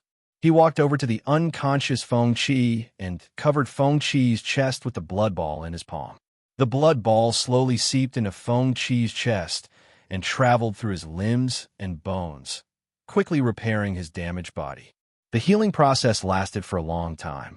When the wounds on Feng Qi's body had all disappeared, the Lord of Mist retracted his hand. At that moment, he looked at Feng Qi's broken left arm. This arm was completely necrotic, and its internal structure had been completely destroyed in the battle just now. Pure blood and qi had extremely strong recovery and healing abilities, but it did not have the ability to regrow broken limbs. Without hesitation, the Lord of Mist reached out and tore off this useless left arm. Next, he used his blood and chi to reconstruct Feng Chi's arm. Soon, a blood-red arm formed from pure blood and chi was formed and connected to Feng Chi's broken arm. As time passed, this blood-red arm completely solidified. After doing all this, he looked in the direction of the rainforest. After obtaining the miracle god item, he no longer had any plans for the upcoming battle. However, he clearly could not lose the third Death Star battle group. This battle group would be the cornerstone of his growth in the coming days. Thinking of this, he carried the unconscious Feng Chi on his back and walked into the rainforest. His body quickly shuttled through the dense rainforest. During this period, his consciousness kept spreading out to search for traces to determine the location of the humanoid tribe's campsite. An hour later, the Lord of Mist leaped out of the rainforest and arrived in front of the humanoid tribe's campsite. At that moment, the battle was coming to an end. Without the humanoid tribe leader, who controlled the miracle god item, the remaining humanoid tribe warriors were no match for the joint battle group at all. The situation was one-sided. After a day and night of fighting, the remaining members of this tribe had lost their fighting spirit. Faced with a near-certain death situation, many humanoid tribe warriors fled into the rainforest. They no longer had the courage to stay and protect their tribe. Seeing that the Lord of Mist had returned, the temporary commanders who were still worried heaved sighs of relief. They really felt that Wang Yi's action of taking the humanoid tribe leader away was too risky. However, now that Wang Yi had returned, it proved that the humanoid tribe leader was dead. They could finally declare their side's victory in this battle. Looking at the messy battlefield, the Lord of Mist began to give orders to count the casualties. After counting the casualties, the Lord of Mist led the warriors into the humanoid tribe's campsite and began to search for resources. Soon, a warrior came to report that they had found the humanoid tribe's resource vault. The Lord of Mist did not hesitate. He immediately followed the warrior to the mountain behind the humanoid tribe's campsite. What appeared before him was a cave that had already been opened. Rich spiritual energy spread out from the cave, along with the fragrance of herbs. At this moment, the Lord of Mist arrived at the entrance of the cave and walked in. This cave was not naturally formed. There were obvious traces of excavation in the tunnel that led to the depths. There was a spirit stone embedded in the tunnel at intervals for illumination. After walking for about 50 meters, he turned around at the corner of the tunnel. What appeared before him was a resource vault. Apart from spiritual plants and spirit stones, the vault also stored a large number of territory beast body parts. These body parts were excellent materials for making weapons and equipment. The most eye-catching thing in the vault was a specimen of a giant beast skeleton. It was placed in the center of the vault. The skeleton almost covered the entire vault. The various resources that were placed haphazardly in the vault were visually stunning. Looking at the spiritual resources that were still radiating spiritual energy waves and sparkling on the surface, the Lord of Mist finally smiled. The spiritual resources in this vault were clearly accumulated by the humanoid tribe over a long period of time. However, these spiritual resources would now belong to them. The Lord of Mist immediately gave the order. The warriors also stepped forward and began to move the resources. They also calculated the amount and type of resources that were stored. After these resources were brought back, they would be distributed according to the distribution plan that was originally set. 10% of them would be used as compensation for the warriors who died. After walking out of the vault, the Lord of Mist sensed the condition of Feng Chi's body, who was lying on his back. After confirming that there were no major problems, he turned his head and looked behind the waterfall. There was a path that led to the center of the darkness domain. The space crystal of the darkness domain was very likely to be there. However, he did not have the intention to completely destroy the darkness domain. The main purpose of this battle was to obtain the miraculous treasure. Now, he had obtained it. If he continued to go deeper into the center of the darkness domain, he might encounter other intelligent tribes in the darkness domain. After all, the exploration of the darkness domain was not very deep. There was no way to prove that the humanoid tribe was the only intelligent tribe in the darkness domain. At this moment, He took out his communicator and began to urge the transportation and calculation of the resources. A few hours later, the night was hazy. Bonfires were lit in the humanoid tribe's camp. The exhausted warriors were still counting the spoils of war. Some of them were also used to make dinner. After working for a long time, the spiritual resources in the vault were finally completely emptied.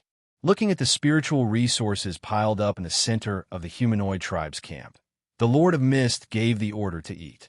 The warriors, who were already starving, immediately began to eat heartily. After dinner, the warriors used vines in the rainforest to tie up various spiritual resources and carry them on their backs. Many of the soldiers were carrying resources that were several times heavier than their own weight. Then, under the Lord of Mist's lead, they began to turn back along the path they came from. After half a day of trekking, they finally walked out of the dense rainforest. Although the Lord of Mist disliked the slow movements of these warriors, he only thought about it in his heart. On the surface, he even took the initiative to help the warriors share the burden. When they arrived at the beach, it was already 2 in the afternoon. Even after the warriors carried all the spiritual resources onto the warships and warships, the unconscious Feng Qi still did not wake up. Before nightfall, the fleet set sail. A few hours later, the fleet sailed out of the barrier of the darkness domain. It was already night, and it was pitch black outside. The exhausted warriors finally could not hold back their tiredness. They lay down on the deck of the warships and completely fell asleep. Soon, the sound of snoring could be heard. As for the voyage of the fleet, it was controlled by the personnel who had not participated in the previous operation. The warships sailed through the waves and did not return to the war dock until the next morning. At this time, the Lord of Mist had already contacted the staff of the battle group headquarters in advance and explained the situation of this mission. When the fleet sailed into the port, the sound of horns could be heard continuously. The warships docked at the port honored their triumphant return by honking their horns. The continuous honking also woke up the sleeping warriors. Only then did they realize that they had returned home. At this time, the staff of the battle group headquarters was already waiting in advance at Pier 1. When the Lord of Mist walked down the gangway of the warship, the staff immediately went forward. "Captain Wang Yi, congratulations on your triumphant return." Hearing the staff's congratulatory words, the Lord of Mist could not help but frown. "If you have anything to say, tell my assistant. I still have other things to take care of." Hearing this, an awkward expression appeared on the staff's face. He sensibly retreated to the side. At this time, the Lord of Mist turned to look at the docked fleet. He took out his communicator and began to command the unloading of the goods. Seeing batches of spiritual resources being unloaded, the staff opened his mouth but did not go forward. Under normal circumstances, when the domain battle group returned from their harvest, they would deal with the resources at the dock.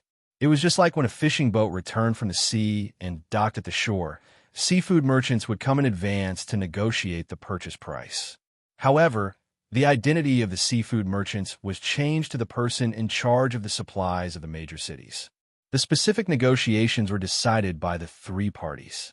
The domain battle group that returned from their harvest would leave behind a batch of resources and then sell most of them. After all, money was the hard currency. In the future, if they wanted resources, they could also use money to buy them. The front line was not an isolated society where barter was exchanged. Among them, the professional staff of the battle group headquarters was responsible for helping the domain battle group to connect with the people in charge of the major cities. They did not charge any fees. The people in charge of the supplies of the major cities were responsible for receiving the goods and negotiating the price or corresponding benefits. If the price was satisfactory to both parties, the resources that were taken away by the major cities would be distributed to the research institutes, academies, garrison forces, and other organizations in the cities according to the situation. However, this time, the Lord of Mist had no intention of selling these resources. The money exchanged after selling them could also be used to buy supplies, or even high-end weapons and equipment for the research institute. However, in comparison, he wanted the spiritual resources more. When all the spiritual resources were unloaded, the staff came forward again. Faced with the staff's careful inquiry, the Lord of Mist decisively chose to refuse. After distributing the resources that each battle group was entitled to, he let the warriors of the third Death Star battle group take their share of spiritual resources. As for whether the other battle groups would sell their spiritual resources or keep them, he did not care. After a while, they returned to the manor of the third Death Star battle group. After instructing them to store the spiritual resources in the manor's resource warehouse, the Lord of Mist sent Feng Qi, who was on his back to his residence. After putting Feng Qi on the sofa, he pressed his hand on Feng Qi's head. The blood-colored energy flowed into Feng Qi's body through his forehead and checked his physical condition. After a while, the Lord of Mist withdrew his hand. Feng Qi's body had basically recovered, and there was no major problem. After putting down the worry in his heart, he turned and left Feng Qi's residence. 2 days later, the unconscious Feng Qi slowly opened his eyes. What entered his eyes was the familiar ceiling. After a short moment of being stunned, he bent over and got up. He immediately saw the Lord of Mist sitting not far away, looking at him with his legs crossed. At this moment, his gaze shifted to the green bracelet on the Lord of Mist's right wrist. He realized that this mission had been a complete success. Now he was very curious about the effect of this miracle item. "You're awake," the Lord of Mist said with a smile. How long have I slept?" 3.5 days. Hearing this, Feng Qi nodded. Just as he was about to reply, he suddenly raised his left arm. Seeing the blood-colored left arm, his mind went blank. "Where's my left arm?" "It's broken.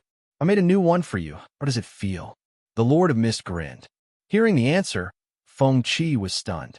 He suddenly remembered that his left arm was completely shattered during the battle on the beach. Waving his new left arm, he could not help but look at the Lord of Mist. "This is too ugly. Can you make a new one?" The Lord of Mist was speechless. Chapter 246.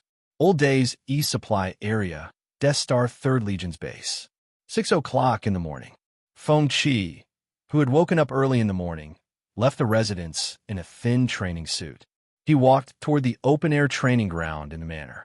Along the way, he passed by an orchard and picked a few fruits to satisfy his hunger.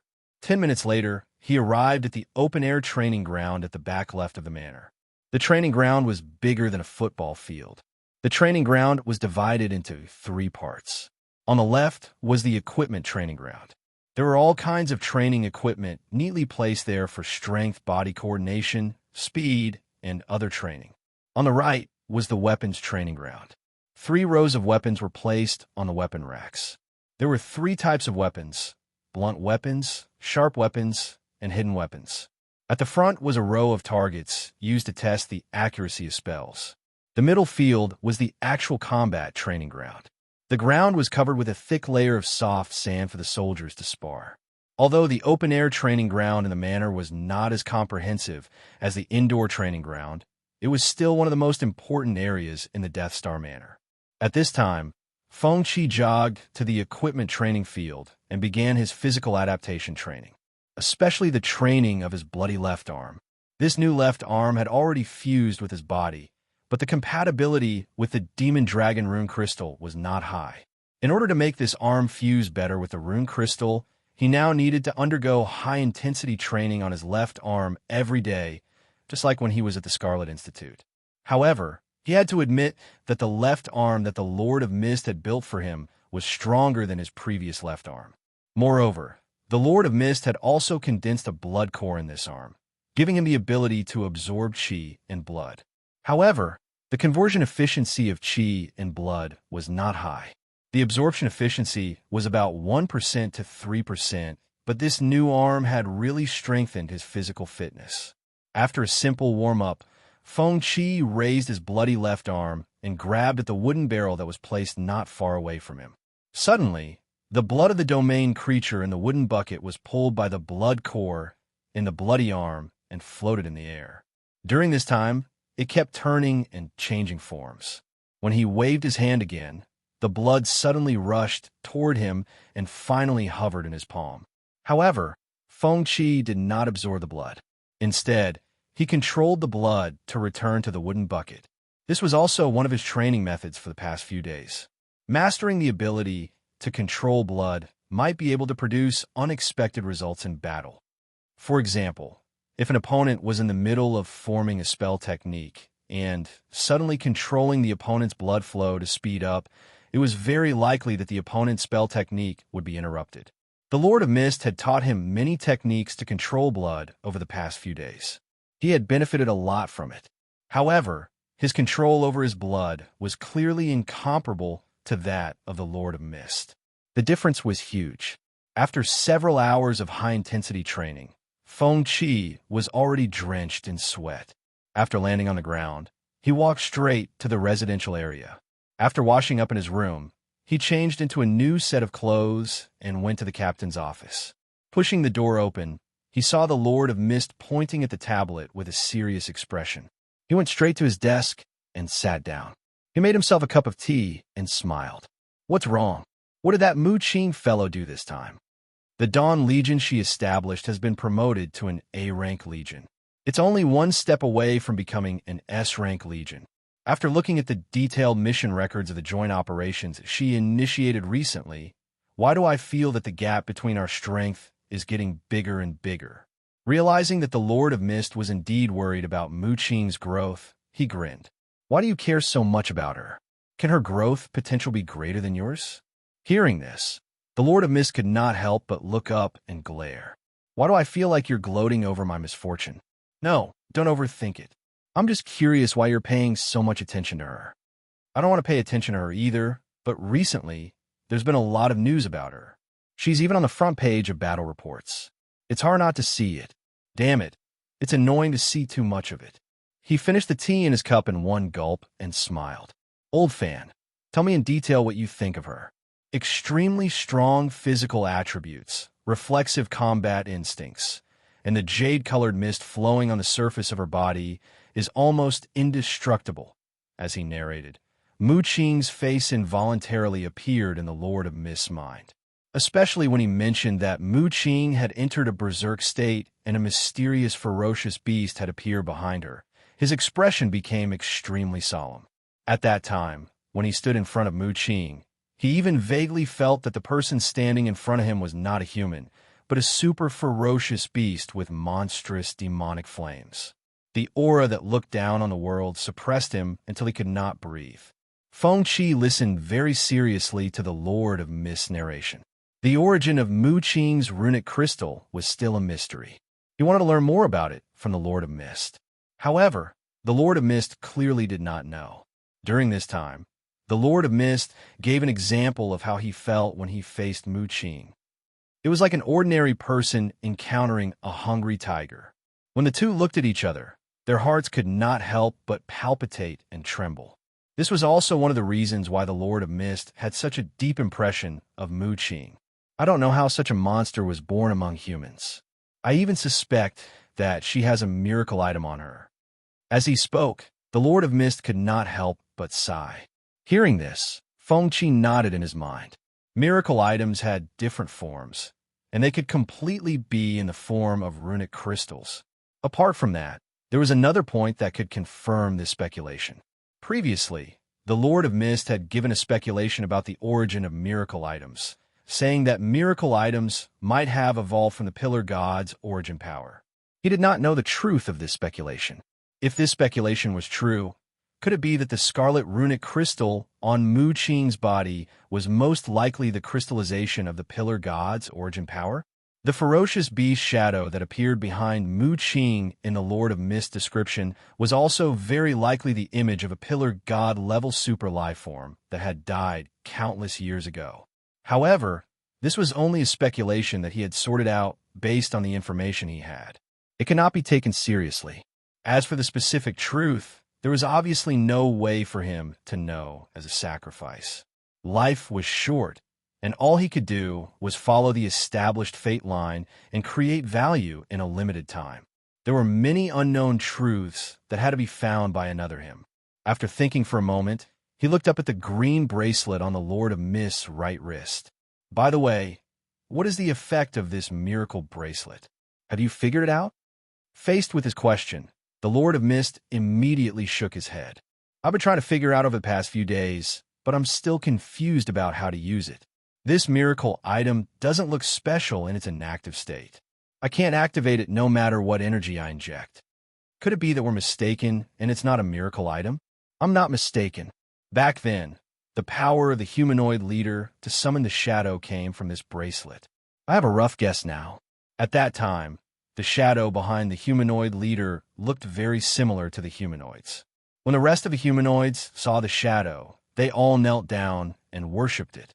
Therefore, I suspect that this bracelet can summon the power of our ancestors. Feng Qi could not help but laugh when he saw the Lord of Mist's solemn expression. Summon the power of our ancestors? Our dead ancestors? The Lord of Mist widened his eyes. The ability of a miracle item can't be speculated with the current cultivation system. Any effect that you think is unreasonable can be the ability of a miracle item.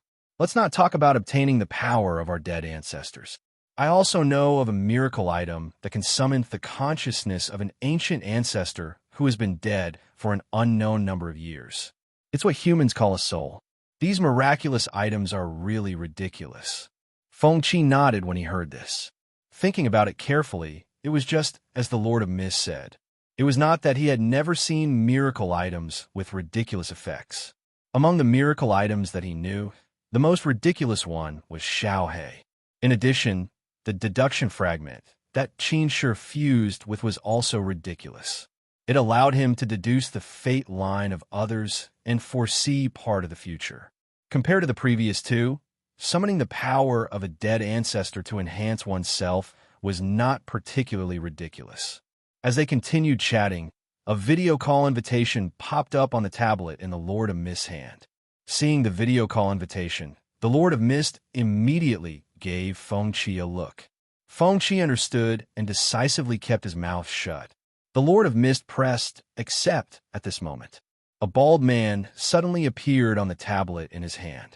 He spoke respectfully. Commander Wang Yi, I'm the representative of the Science and Technology Research Institute. I'm here to invite you to participate in the upcoming Science and Technology Research Institute exchange meeting. In the face of the invitation, the Lord of Mist nodded expressionlessly. Got it. After saying that, he hung up the video call. What's the matter? The shadowy organization behind the Science and Technology Research Institute wants to have a meeting with you? Yes, I'm now one of the core members of this organization. It's normal for them to want to have a meeting with me after such a long time. It's also a good idea to gather information along the way. Go. Remember to be safe. Don't die. Do I look that weak? The Lord of Mist could not help but roll his eyes. However, when he saw Feng Qi's red left arm, he suddenly stopped talking. Feng Qi had saved him 3 times. Apart from Xuelin, when they first met, Feng Qi had risked his life to fight for him the other 2 times. These words did not sound out of place coming from Feng Qi's mouth. Seeing the guilt in the Lord of Mist's heart, he stood up and patted the Lord of Mist's shoulder. Remember your promise. There'll be a place for me when you stand at the top in the future. I'll take my leave first.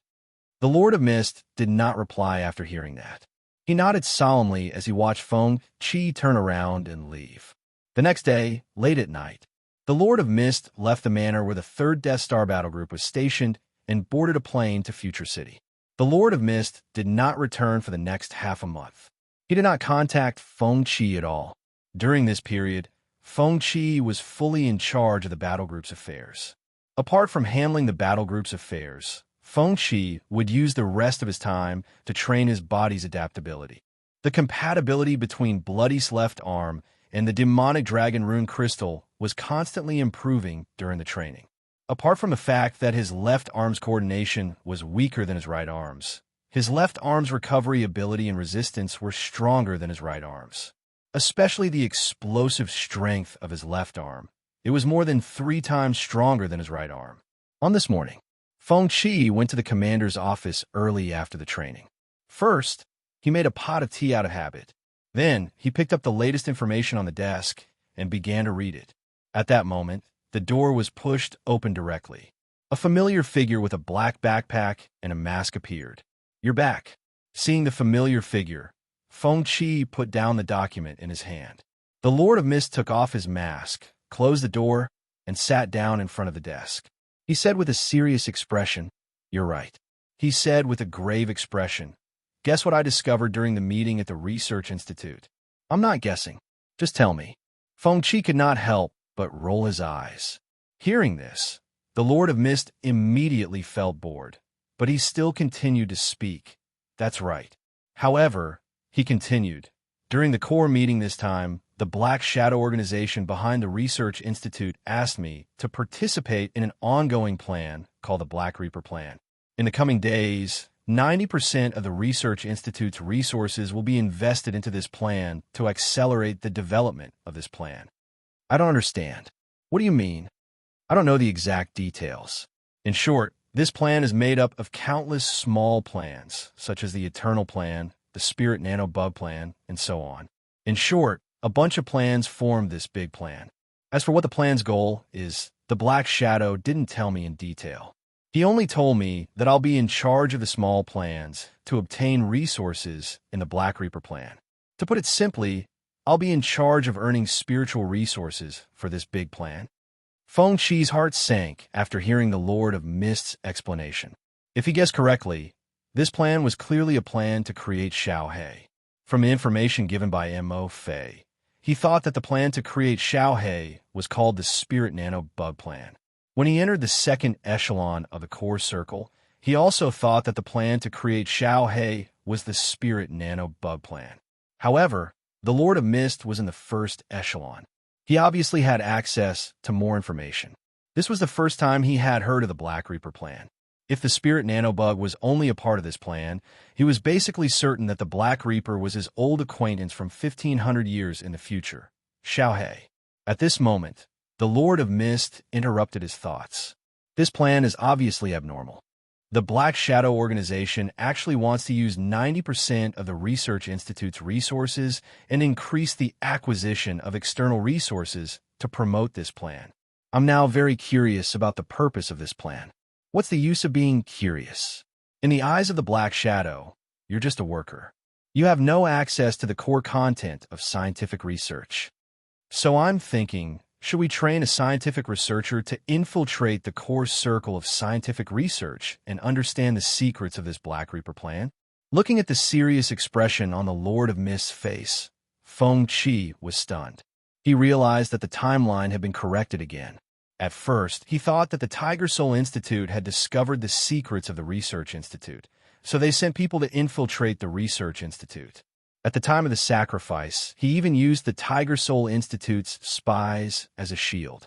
However, he did not expect the Lord of Mist to already have such an idea before infiltrating the Tiger Soul Institute. What do you think? If this plan is profitable, we might be able to plan ahead. When they succeed in their research, we can take it. Listening to the Lord of Mist's idea, Feng Qi could not help but nod. However, what the Lord of Mist said next made him widen his eyes. The Black Shadow organization behind the Research Institute is really smart. They actually infiltrated a human research institute to serve themselves. Maybe we can learn from them and try. Chapter 247. The Lord of Fog's words made Feng Qi realize that the timeline had been corrected. History was once again moving forward according to its established trajectory. At first, he thought that the Lord of Fog infiltrated the Tiger Soul Institute on his own, but he did not expect that he was influenced by the dark forces behind the Research Institute. The meeting held by the Dark Shadow made the Lord of Fog realize the huge benefits of controlling a human research institute. This was very tempting for the Lord of Fog, who was eager to expand his forces. At the same time, the Lord of Fog also learned about the future planned Black Reaper project that the Dark Shadow forces were vigorously promoting because of this meeting. This also laid the groundwork for the Lord of Fog to plant spies in the core circle of the Research Institute in the future. Many points that he felt were vague at first became clear at this time. A complete timeline was formed in his mind, but he still had many doubts in his mind, especially about the Dark Shadow forces behind the Research Institute. He had always thought that compared to the Tiger Soul Institute, the Research Institute was much weaker. At least the Dark Shadow forces could not control Xiaohe, and they did not show their strength in the future. Their presence in the future was almost non-existent. In comparison, The Lord of Fog behind the Tiger Soul Institute could definitely be considered an overlord in the future 1,500 years later. After the flesh sacrifice technique was activated, the Lord of Fog entered a stage of rapid growth. As long as he was given enough time, his potential was limitless. But there was one thing that was very strange. The previous sacrificial line, as long as it was a sacrificial line against the Research Institute, could always change the future greatly. But no matter how the other timelines were changed, it would end with the extinction of humanity. Logically speaking, with the little influence of the Research Institute, it was not enough to have such a huge impact on the future. How could fighting against the Research Institute change the future? Thinking about it carefully, he felt that this might not be a coincidence, but the Research Institute did have a huge impact on the future. Thinking of this, he had a guess in his mind. The Research Institute was not as simple as he thought. If it was not suppressed, it would definitely become a huge force in the future. Based on the information he had now, the dark shadow forces behind the Research Institute could only be considered a new force, which was established in recent years by the psionic race's defectors. The specific time could be estimated from Lu Pingin's memories. It was about 20 years ago. When Lu Ping and's parents were bewitched, Lu Ping was only 4 or 5 years old. Therefore, he was certain that the Science and Technology Research Institute had been completely infiltrated within the past 20 years.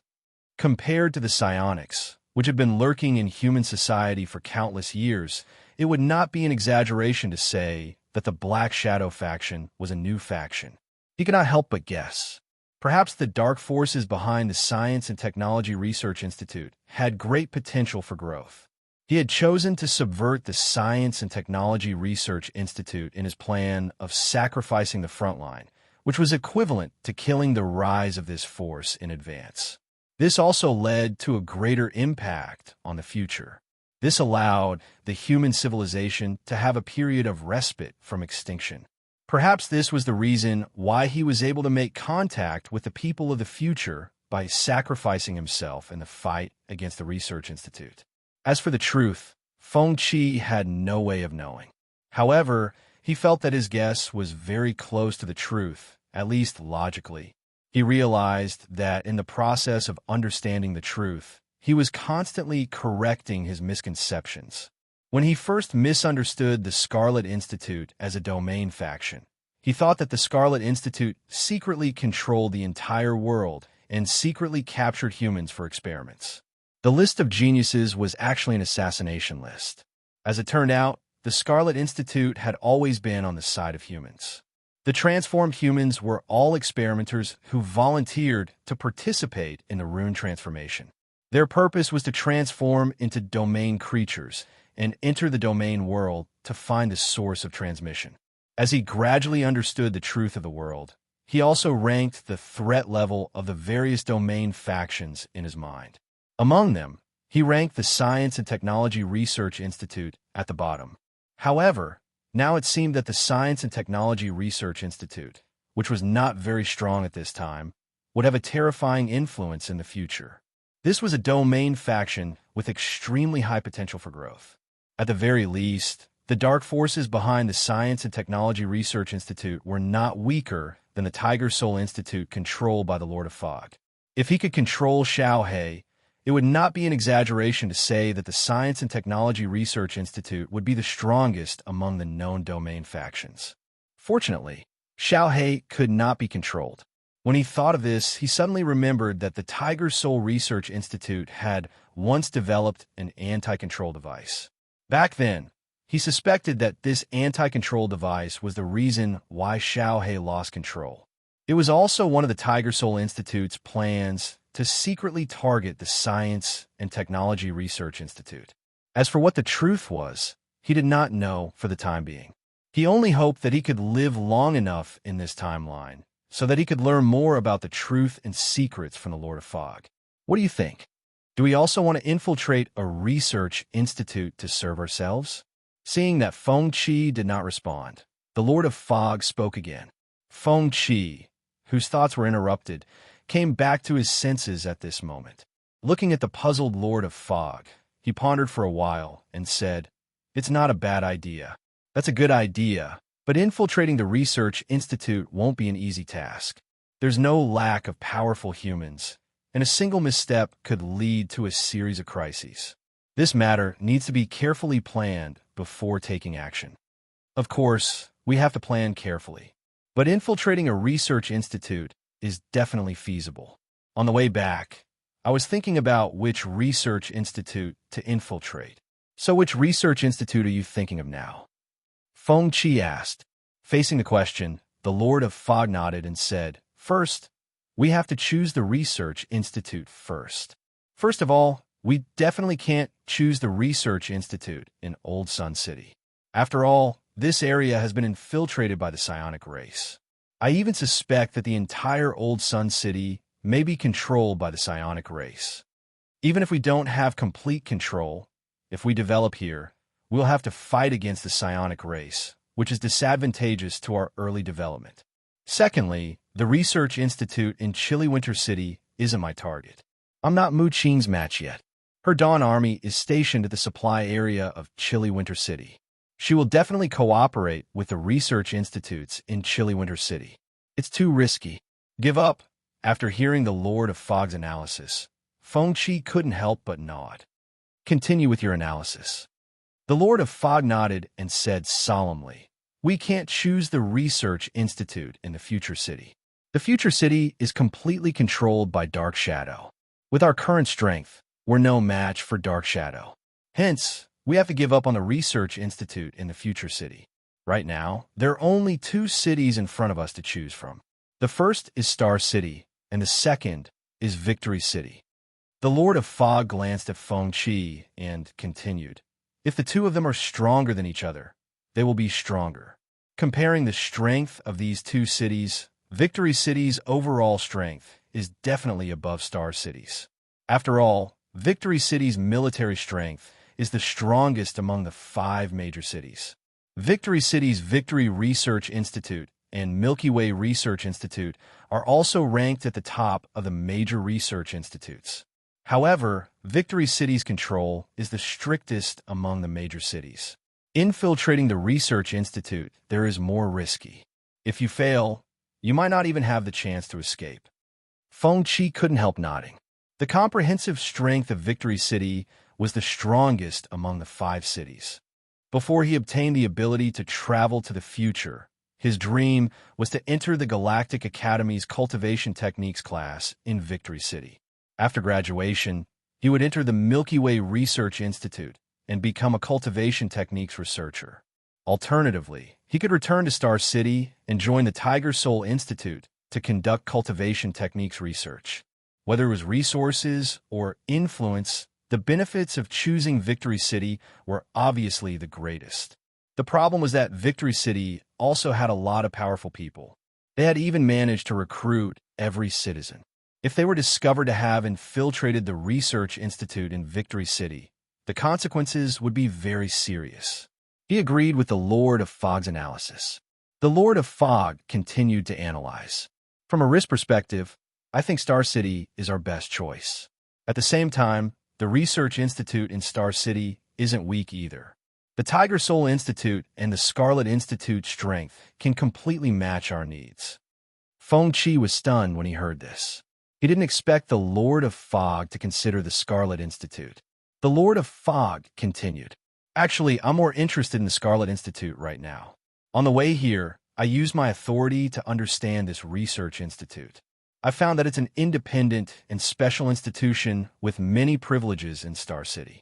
The research projects are very mysterious. The information they disclose to the public is the least among the major cities' institutions.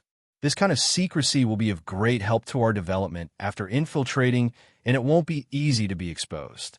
Hearing this, Feng Qi shook his head in his heart. If the Lord of Fog really infiltrated the Scarlet Institute, his sacrifice line would be useless. Compared to the initial short-lived sacrifice line, he only needed to record the content through email. For the current sacrifice line, he had to read the memory to understand the entire process of the sacrifice line. For example, for this sacrifice line, he couldn't record the contents of the email at any time. Moreover, the Lord of Fog was always by his side, so it was risky to constantly use the email. Therefore, reading the memory was the best choice for the future sacrifice line. However, the prerequisite for reading the memory of the sacrifice line was to ensure the existence of the Scarlet Institute. The Lord of Fog's idea of infiltrating the Scarlet Institute was undoubtedly to cut off his escape route. If the Lord of Fog really succeeded, his efforts on this sacrifice line would be in vain. His other self wouldn't be able to obtain the memory content of this sacrifice line. He didn't know what made the Lord of Fog change his mind and not choose the Scarlet Institute in the future. However, if the Lord of Fog didn't change his mind because of his influence, the situation would be completely out of control. With this thought in mind, Feng-Chi immediately said, "Isn't there a Scarlet Institute? Isn't there still the Tiger Soul Research Institute? Why not consider it?" Of course I've considered it. It's a cultivation method research institute, and its influence is far greater than the Scarlet Institute. It also controls many of Star City's media channels to release cultivation methods. However, compared to the Scarlet Institute, this Cultivation Method Research Institute is too high profile and is often the focus of Star City's attention. If you choose to infiltrate the Tiger Soul Institute, the changes inside will be magnified by the outside world. It might even attract the attention of human powerhouses. Overall, it's obvious that the Scarlet Institute is better. Hearing this analysis, Feng-Chi opened his mouth but didn't say anything. From the perspective of the Lord of Fog, analyzing the pros and cons of each major research institute, the low-key and mysterious Scarlet Institute was indeed the best choice. Thinking about it carefully, he realized that the Scarlet Institute was indeed too low-key. It was also because it was too low-key that in the future, when faced with the suppression of science and technology research institutes, it couldn't fight back in public opinion. The one that really had the influence of public opinion in Star City was the Tiger Soul Institute. Every year, it held various Tiger Soul cultivation method competitions and concept competitions. It also often released the latest information on cultivation method research. It even cooperated with other cultivation method research institutes to carry out innovations in the cultivation system. Compared to the Scarlet Institute, the Tiger Soul Institute was famous. One of them was a superstar research institute with a bright and beautiful appearance. At the same time, they constantly released research information that delighted the outside world. The other was a mysterious organization. Many people didn't even know what the Scarlet Institute's research project was. At the same time, the Scarlet Institute was also open for recruitment. The difficulty of entering was several levels higher than the Tiger Soul Institute.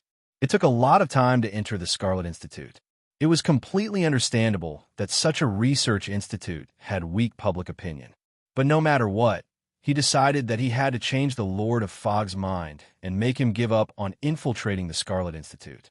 The Lord of Fog's idea was simply stealing. If the Scarlet Institute was stolen, he wouldn't be able to do anything. He would lose everything. Moreover, the Scarlet Institute wasn't something that the Lord of Fog could easily infiltrate. The Lord of Fog couldn't get past Vivian. After all, the Scarlet Institute's main focus was on biological research. No matter how strong the Lord of Fog's disguise was, he could easily be exposed in the Scarlet Institute. But he didn't say this out loud. He planned to change the Lord of Fog's mind bit by bit. After chatting for a while, Feng-Chi could see the Lord of Fog's determination to infiltrate the research institute. The initial concept of infiltration also took shape during the discussion. In the following days, the Lord of Fog began to focus on improving his strength. The spiritual resources transported from the humanoid race's resource vault became an important guarantee for the Lord of Fog to improve his strength. During this time, the Lord of Fog also held a memorial service in the manner of the 3rd Death Star Division. It was a memorial service for the warriors who died on the Island of Darkness. But the Lord of Fog only looked sad on the surface. In fact, his heart wasn't moved at all. It was just a formality for the other warriors to see. After dealing with the internal affairs, the Lord of Fog chose to cultivate in seclusion. During this time, Feng-Chi didn't stay idle. Other than dealing with the affairs of the 3rd Death Star Division every day, he also took time out to do high-intensity physical training. Even though he knew that he was bound to die on this sacrificial line, he never had the thought of giving up on himself. Sacrifice was his choice, but it didn't mean that he wasn't a living life in this timeline. He also had his own thoughts and emotions. This was his attitude towards this life of sacrifice. Half a year later, after his usual morning exercise, Feng Qi came to the commander's office. He first made a pot of tea, then sat down at the desk and picked up the daily newspaper on the desk. After spending half an hour reading it, he opened the drawer and took out the tablet inside. He began to check the latest frontline information of the Eastern Supply area. But when he saw one of the news, his expression changed. There was a photo attached to the news. He was no stranger to the thing in the photo. It was the miracle bloodstone. Chapter 248. Looking at the picture of the bloodstone on the tablet, Feng Qi was stunned. He was no stranger to the bloodstone. In the previous sacrifice line, he was the deputy commander of the Dawn Legion. When Mu Qing formed the Second Dawn Legion, he received a request for an escort mission from the old E-Supply area. At that time, Mu Qing did not have time to participate in this escort mission. Therefore, he personally led the soldiers to the old E-Supply area and met with the person in charge of the bloodstone, Li Duo. He also understood the magical effects of the bloodstone in the laboratory. In the subsequent escort mission, he also discovered the secret that Wang, he was the Lord of the Mist. He also died during the escort mission in the previous sacrifice line. Thinking of this, he suddenly realized something. Don't tell me I'm going to meet Mu Qing during this escort mission? In the previous sacrifice line, he chose to join the Dawn Legion, which obviously changed part of Mu Qing's development line. He did not affect the Dawn Legion in this sacrifice line, so there was a chance that Mu Qing would personally come and participate in the escort mission. Moreover, the probability of Mu Qing coming was very high. In the previous sacrifice line, a super domain creature had appeared in the final segment of the fight for the Bloodstone. Judging from the combat strength sent by the various domain forces, they were not a match for the super domain creature, even if they combined forces. At that time, he had used his spirit body to break free from his physical body and the support of the various domain forces to barely open up a path of survival. From this, it could be seen that there must be an unknown force that could fight against the super domain creature during the escort in the normal timeline. Otherwise, the Lord of the Mist, Li Xingqian, and the others would not have survived until the end. Come to think of it, the most likely culprit was Mu Qing. At this stage, the Lord of the Mist was still in the developing stage and was completely no match for the super domain creature. Only Mu Qing, who had terrifying combat strength, could be unafraid of the threat of the super domain creature. Thinking of this, he felt a headache. Meeting Mu Qing was definitely not a good thing. It might even affect his plan of the sacrifice line. But if he had to meet her, he had to think of an excuse in advance. He could not let Mu Qing ruin his plan of the villain line. At this moment, he fell into deep thought. 3 days later, at 1 a.m., Feng Qi was still busy in the regiment commander's office. At this moment, he heard the sound of the door being pushed open and immediately looked up. "I'm back," Feng Qi asked curiously as he looked at the Lord of Fog, who had just ended his seclusion. "How many resources did you use this time?" "1/3 of it, but it will greatly increase my strength. Use it sparingly. These resources will still be useful in the future. Recently, another batch of pension funds will be issued. If you use up all the resources, it will be awkward." The Lord of Mist came to the desk and sat down. "It's already very frugal. If I really wanted to squander it, I would have used up this batch of resources a long time ago. As expected, it's better to infiltrate a research institute as soon as possible. Only then will we have a large amount of resources to squander. By the way, has anything big happened recently?" Upon hearing this, Feng Qi reached out to open the drawer and took out the tablet inside. After waking up the interface, he tapped a few times and pulled out a piece of news from his favorites. Then, he handed the tablet to the Lord of Mist, who had a confused look on his face. After taking the tablet, the Lord of Mist immediately began to scan the content of the news. Just like Feng Qi, his expression changed when he saw the picture of the bloodstone. "Is this a miracle item? I can't guarantee it. This bloodstone was snatched from the hands of a severely injured blue-skinned creature by chance when the Black Flag Domain battle group returned from an exploration mission. Because of its appearance, undercurrents are surging in the old East Supply area. Many forces have come because of it, and there have been several robberies. Now, our battle group has also transferred a group of soldiers to the recruitment hall area to be on duty to protect the bloodstone. After hearing Feng Qi's explanation, the Lord of Mist fell into deep thought. After pondering for a while, he raised his head. How about this? I'll go to the recruitment hall tomorrow morning to observe the bloodstone up close.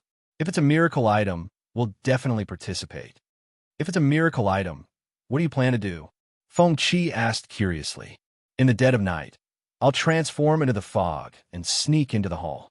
I'll kill without leaving a trace, and take the item without leaving a trace.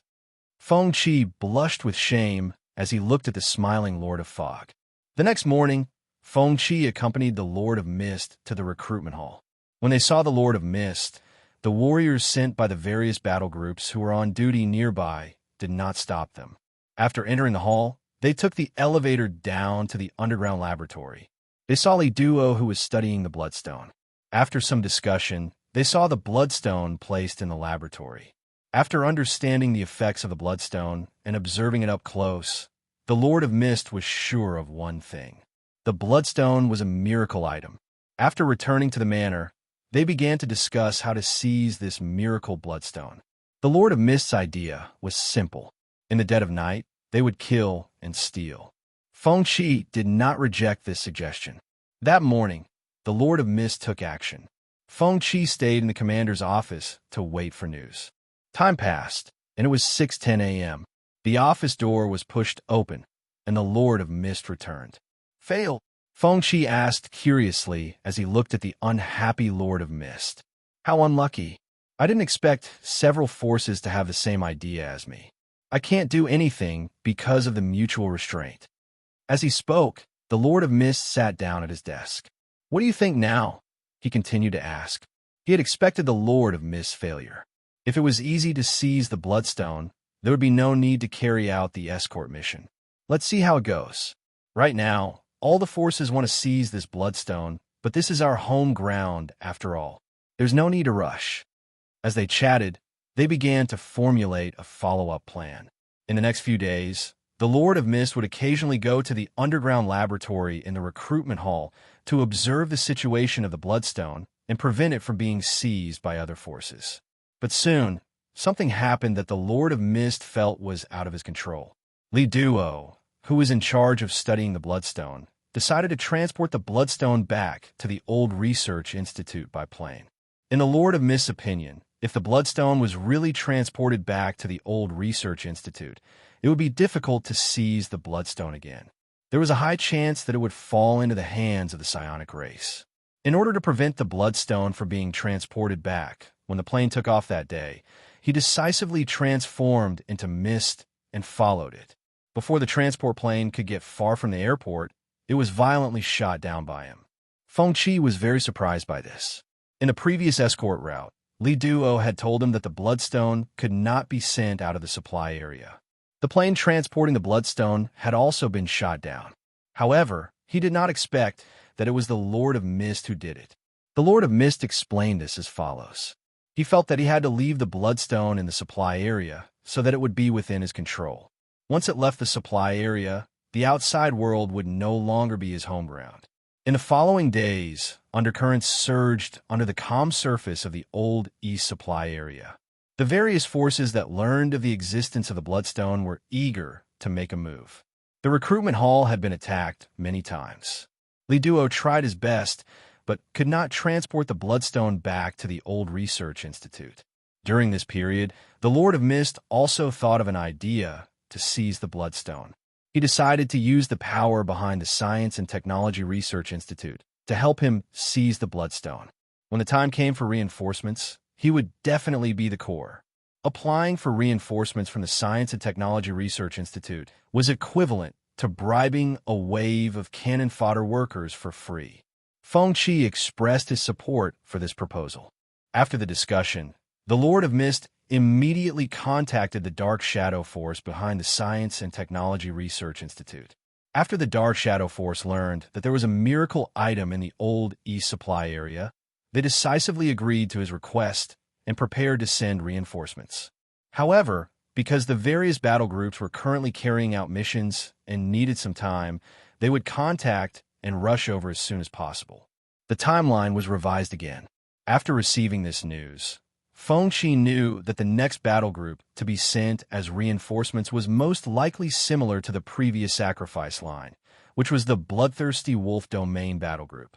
In fact, the Bloodthirsty Wolf Domain battle group was not weak at all at this stage.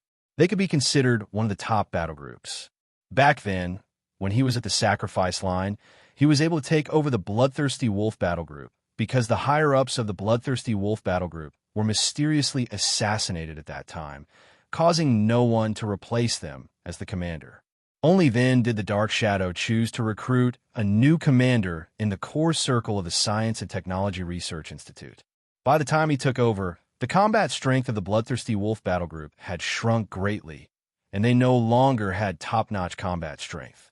After receiving the guarantee from the Science and Technology Research Institute, the Lord of Mist began to discuss the follow-up plan with Fengqi. Now that they had reinforcements, it was still very difficult to obtain the Bloodstone, especially in the old days East Supply area. A large number of domain battle groups were stationed here, and there were also domain powers secretly eyeing them. If they wanted to obtain the Bloodstone, unless they had the combat strength of the entire supply area, it would be impossible to obtain the Bloodstone. If they wanted to obtain the Bloodstone, they would have to do it outside. However, the problem was that after leaving the supply area, the risk of obtaining the Bloodstone would increase greatly, and it would be out of their control. While thinking, the Lord of Mist came up with a plan. He decided to personally request to escort the Bloodstone to Old Days City and then snatch the Bloodstone on the way. After having this idea, he found Li Duo, who was in charge of researching the Bloodstone.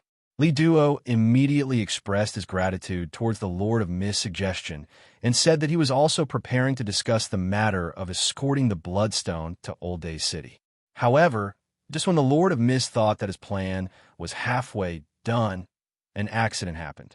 The next day, Li Duo found the Lord of Mist and told him a piece of news. He had already sent a request for a joint escort mission to several well-known battle groups, and a few battle groups had already responded to this mission and were now on their way.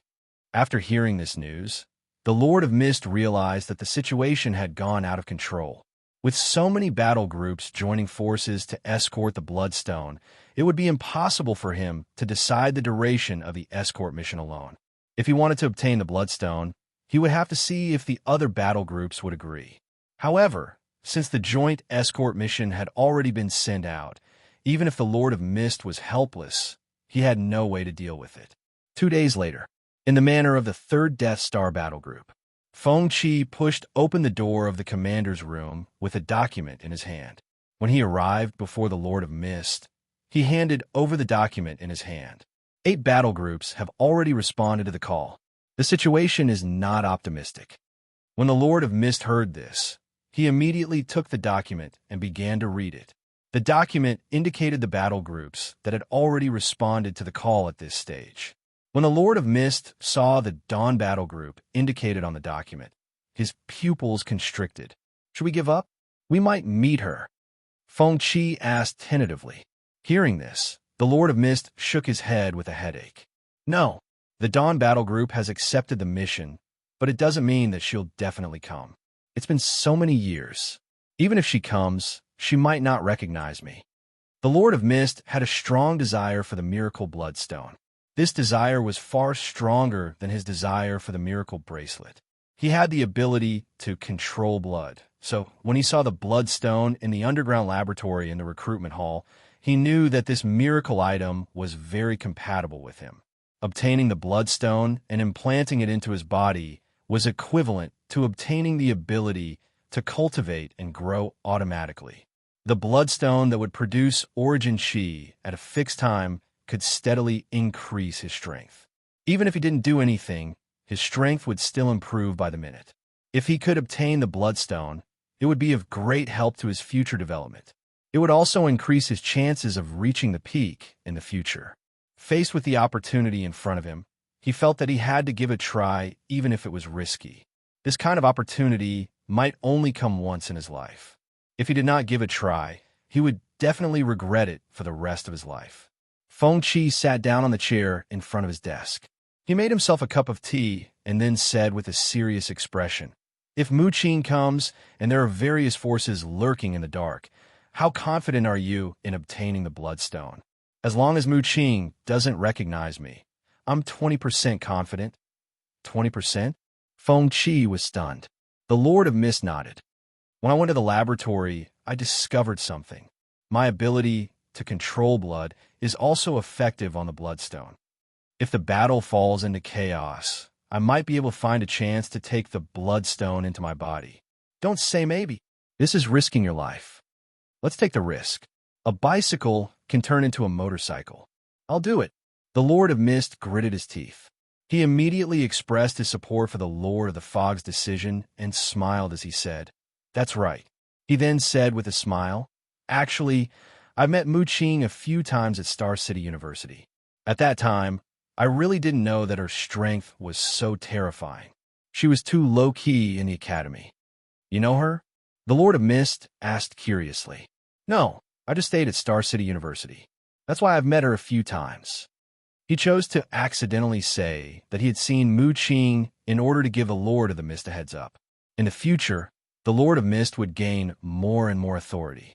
According to the established timeline, when the Lord of Mist infiltrated the Tiger Soul Institute, he would gain access to a large amount of authority information. By then, he would definitely know that he had stayed at Star City University. This time, he said that he had met Mu Qing. Although it seemed unintentional, it was actually a warning. He wanted the Lord of Mist to not be suspicious when he suddenly learned of this information in the future. What kind of person was she at Star City University? "Why didn't you tell me before?" the Lord of Mist asked curiously. "A woman changes 18 times between childhood and womanhood. She's completely different from how she is now. Besides, I'm not very close to her. We're just passers-by." After hearing his explanation, the Lord of Mist nodded and did not ask further. Next, they began to discuss the details of this escort mission. Now, their only advantage was the escort mission was initiated by the old E-Supply area. With a home advantage, the Lord of Mist, who was the commander of the 3rd Death Star Legion, would undoubtedly become the overall commander of this joint escort mission. With the authority to command, he would have more room to play. He could use this to create favorable conditions for himself. Now that everything was ready, they were only waiting for the escort mission to begin. Chapter 249. Old Days, East Supply Area. Death Star 3rd Division's Manor. Before dawn, Feng Qi had already washed up and left the residence. Today, he did not undergo high-intensity physical training as usual. Instead, he went straight to the commander's office. When he opened the door, he saw the Lord of Fog reading today's battle information. He sat down at the desk and looked at the Lord of Fog. "Didn't you have a meeting this morning? When do you plan to depart?" Faced with the question, the Lord of Fog smiled and looked up. "I'm about to depart. You don't have to follow me. Stay here and organize the battle preparations and prepare for the escort mission." "Okay." Feng Qi did not hesitate and immediately agreed. After chatting for a while, it was 7 o'clock in the morning. The Lord of Fog stood up, left the commander's office, and went to the recruitment hall for a meeting. As the commander-in-chief, he was the commander-in-chief of this joint escort mission. In this meeting, he needed to explain the situation to the battle groups participating in the escort mission. After the Lord of Fog left, Feng Qi went to the commander's seat and sat down. After thinking for a while, he took out a phone from his backpack. It was a fingerprint lock, face recognition, voice recognition. Finally, the phone interface appeared. This phone was specially made to contact the Scarlet Institute. There were 2 systems inside. If he used his thumb to unlock it, he would enter the normal interface. If he used his index finger to unlock it, he would enter the second encrypted interface that allowed him to contact the Scarlet Institute. He opened the contact list and dialed Vivian's number. After waiting for a while, the call went through. Vivian's familiar voice came from the other end of the phone. Next, Feng Qi explained to Vivian in detail what happened after he left the Scarlet Institute. A few hours later, he hung up the phone and opened the contact list again. He found Brain Guardian and dialed it. After waiting for a long time, the call went through, but there was no sound from the other end. At this moment, Feng Qi spoke up. "Where are you now?" Faced with his question, an old voice came from the other end of the phone. "We're deployed at the Atlantis Hotel in the Old Days East Supply area. It's not far from the Death Star 3rd Division's manor where you are. We can arrive in 10 minutes at the earliest. Do you know about the recent joint escort operation? I've already obtained the relevant information, including the information you left behind at the Scarlet Institute. I basically understand what happened. Do you want to participate in this operation again?" Faced with the question, Feng Qi nodded. "There's a high chance that I'll participate in this operation. If there's an accident, be prepared to rescue my brain. Don't worry. Even if I have to give up this old life of mine, I will send your head back to its crimson state. Thank you for your hard work. This is our mission. Everything is for the sake of creating our ideal future. We will be your firm companions. Thank you." Feng Qi hung up the phone. The reason for this call was to let the team guarding the brain be prepared in advance. This mission was fraught with danger. The Lord of the Fog could not even take care of himself. It was very likely that he would die along the way. He couldn't avoid death, but he needed to preserve his brain as much as possible. The information he told Vivian was only a part of his experience. If he really wanted to talk about the details, even 3 days and 3 nights wouldn't be enough. He still had to rely on reading memories. It was noon, but the Lord of the Fog had yet to return. At this moment, Feng Qi picked up the phone and called the captains of each team. After lunch, the soldiers were fully armed and gathered at the center of the manor. After the team leaders reported the situation, Feng Qi began to issue a series of orders. The escort mission was about to begin. The battle groups needed to coordinate supplies in advance, carry out equipment inspection, maintenance, and other work. They had to be fully prepared for the upcoming joint escort mission. After waiting for the captains to lead the warriors away, Feng Qi strode towards the armory, preparing to check on the state of maintenance of the armory. In the recruitment hall, in the conference room, in the blue and white decorated space, there was a large round table made of metal. There were a total of 30 seats. After waiting for an entire morning, the battle groups participating in this joint operation had basically all arrived. There were a total of 15 battle groups. Many of them had specially rushed over from other frontline supply areas. Li Duo, who was sitting in the main seat, looked at his watch and then looked at everyone present.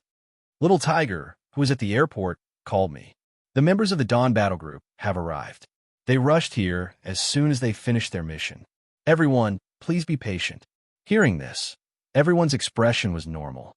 They were already used to this situation. Sometimes, urgent joint operation missions were like this. Many battle groups had just returned to the base and rushed to the next mission. At this moment, the door of the conference room was pushed open. Mu Qing, who was wearing a white battle robe, arrived at this moment. After entering the room, her gaze swept across everyone present. At this moment, her gaze focused on the Lord of the Fog. She felt that this person's aura was somewhat familiar. However, she couldn't remember where she had seen it before. The masked Lord of Mist instantly felt a terrifying pressure sweep over him. However, this pressure only lingered for a brief moment before dissipating.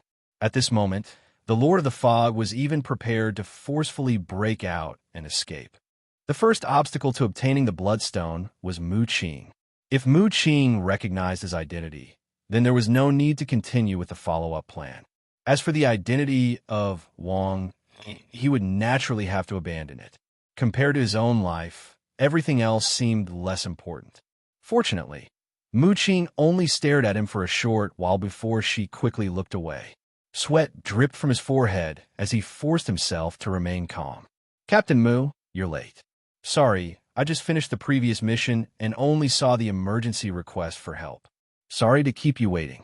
At this moment, Mu Qing had lost her childishness and the adorable look on her face was gone. She was brimming with confidence. Years of frontline life had made her mature and steady. The blood and fire had also made her heart incomparably strong. She went to the empty seat expressionlessly and sat down. Then, she looked at Li Duo, who was sitting in the main seat. "General Manager Li, let's begin." Li Duo immediately nodded and pressed the button on the conference table. Suddenly, a virtual image was projected in the center of the conference table.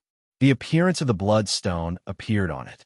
Next, he began to explain the origin and effects of the bloodstone in detail, as well as the series of snatching incidents after the bloodstone appeared.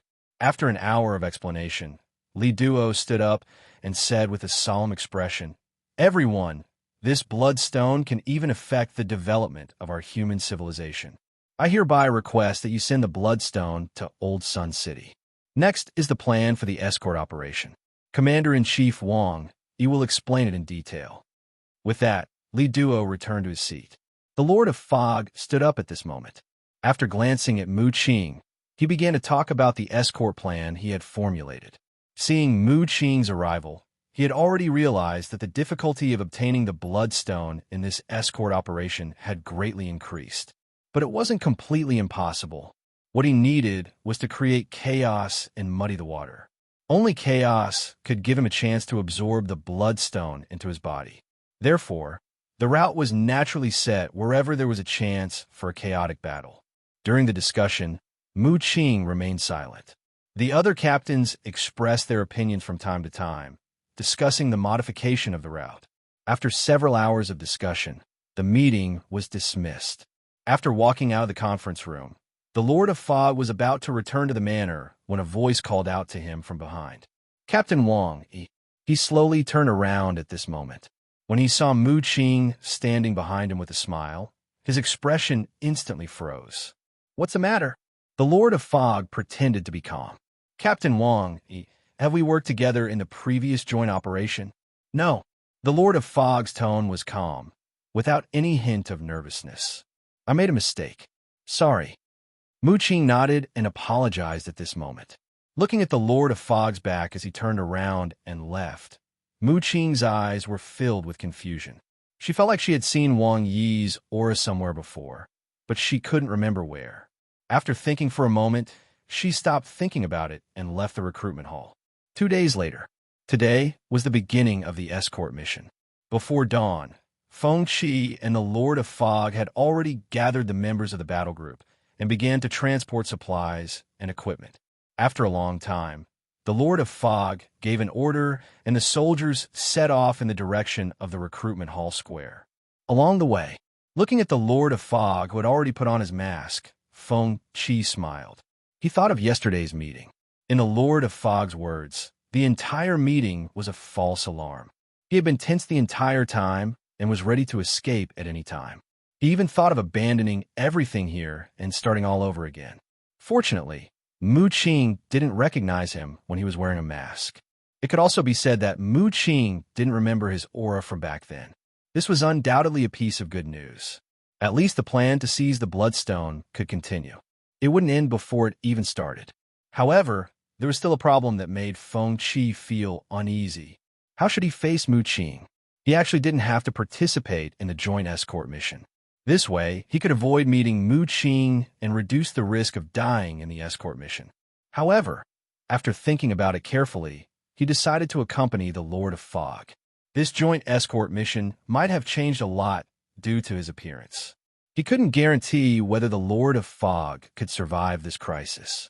Of course, he wasn't confident enough to think that he could protect the Lord of Fog.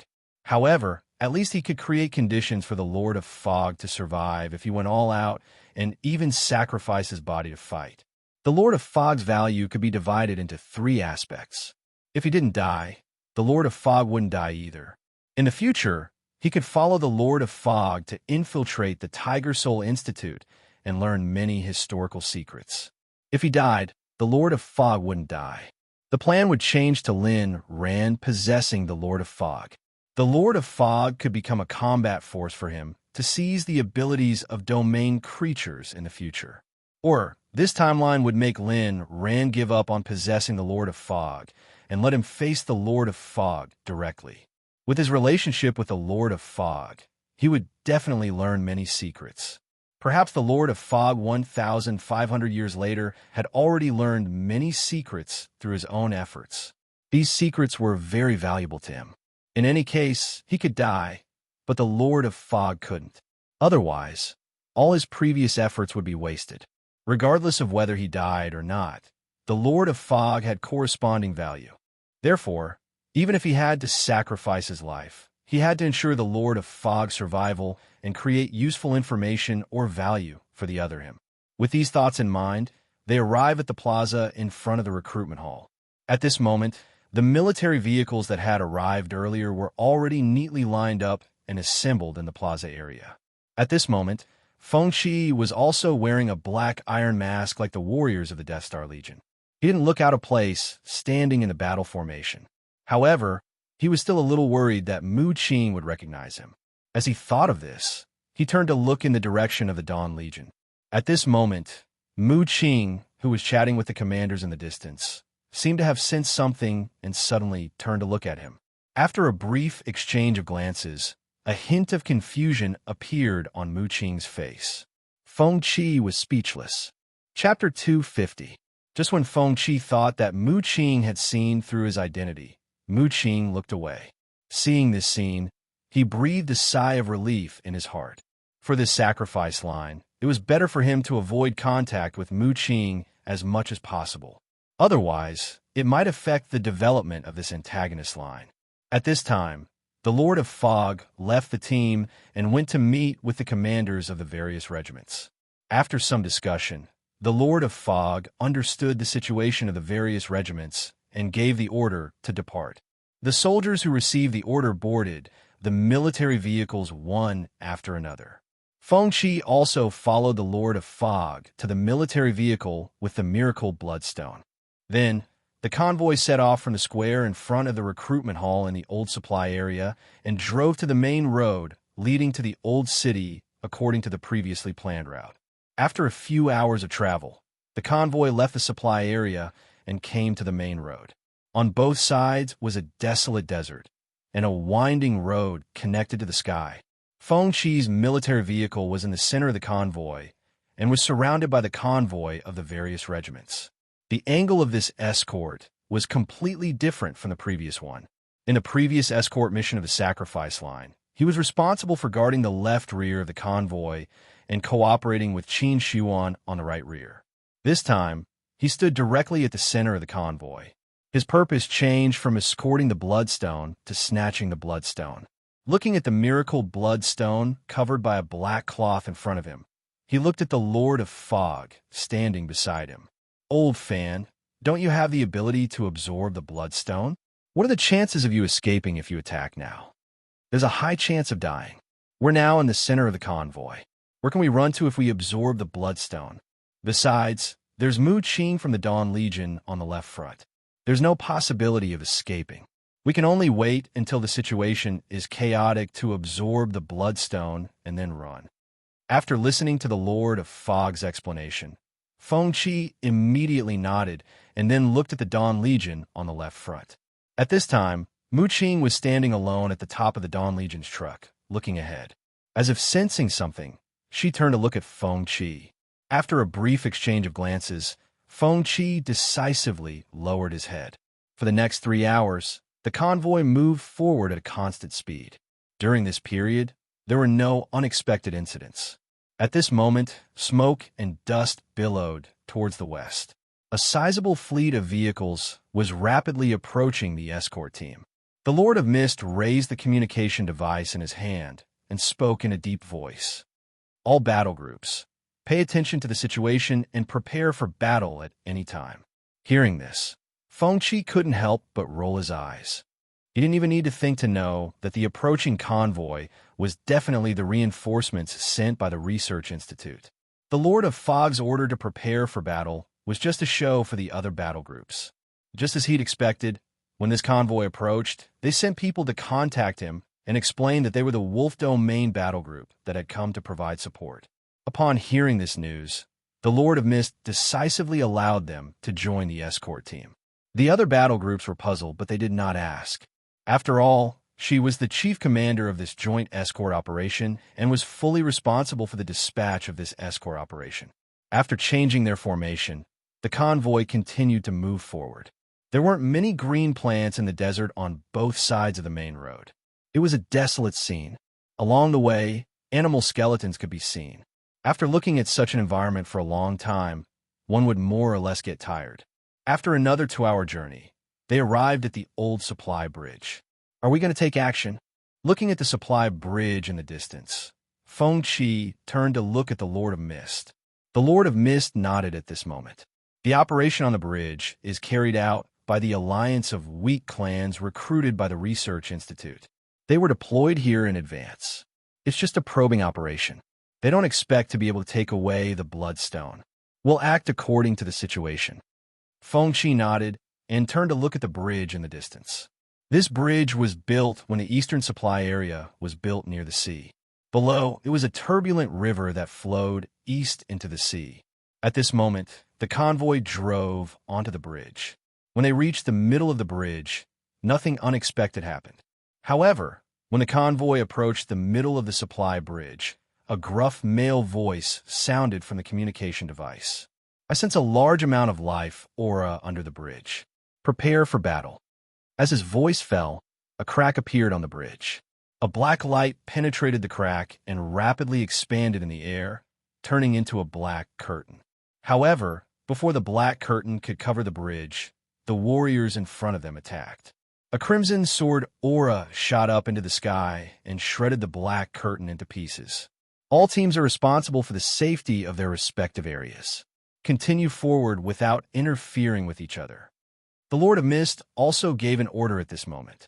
As countless black figures pounced from both sides of the bridge, the battle officially began. Compared to Feng Qi's memory, the Lord of Mist was much more cautious in this escort operation. In his memory of the sacrificial line, the Lord of Mist had attacked briefly when they were on the bridge.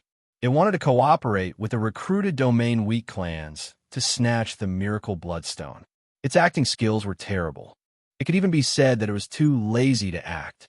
However, this time, the Lord of Mist did not attack. He did not need to think to know the reason. It must be because Mu Qing was too intimidating. The Lord of Mist was not afraid of the threat of the other battle teams. However, it was wary of Mu Qing. The suffocating feeling of being on the verge of death when its life core was destroyed was still fresh in its memory, even after so many years. Usually, it would say that it would kill her with its own hands sooner or later. However, when it really met her, it was terrified. In his eyes, the Lord of Mist was really traumatized by Mu Qing. The battle on the bridge lasted for a short time before it ended. During this time, the Lord of Mist also joined the battle and killed the domain weak clan's warriors that came out of the bridge's cracks one by one. It was just a probing attack. The Lord of Mist did not expect to snatch the miracle bloodstone here at all. As for the lives of the domain weak clan's warriors, it did not care at all. After the battle ended, the Lord of Mist immediately announced that it would begin to count the casualties. After a short rest, the battle teams reported the situation to the Lord of Mist. In the battle on the supply bridge, only 3 warriors in the escort team were slightly injured. There were no casualties. The convoy continued on its journey. There were more green plants along the way. There were also many more animals. At this moment, Feng Qi opened the navigation map. He realized that they were only 2.5 hours away from the cliff canyon where the chaotic battle took place last time. From the map, it could be seen that the canyon was the best place for an ambush. If they occupied the cliffs on both sides in advance, they would have a strategic advantage. This was also one of the main reasons why the chaotic battle took place in the canyon. Even many domain strong clans who were lying in ambush along the way rushed over because of the battle in the canyon. Originally, there were many ambush points along the way. In the end, it became a chaotic battle in the canyon. Taking a deep breath, Feng Qi prepared himself. If there was a chaotic battle in the canyon, he would let go of his spiritual power. No matter what, he had to protect the Lord of Mist's life. It was 5 o'clock in the afternoon. The sun was setting in the west. The sky was getting darker. At this moment, the convoy also drove into the canyon. There were tall cliffs on both sides. An oil road ran through the canyon from the center. After the convoy drove into the canyon, the Lord of Mist immediately gave the order to prepare for battle. This was because he had already sensed a large amount of life aura in the canyon. The vitality aura within a few kilometers was clearly visible in his senses. It was like a light in the dark. Moreover, he could also sense the strength of the enemy's vitality aura.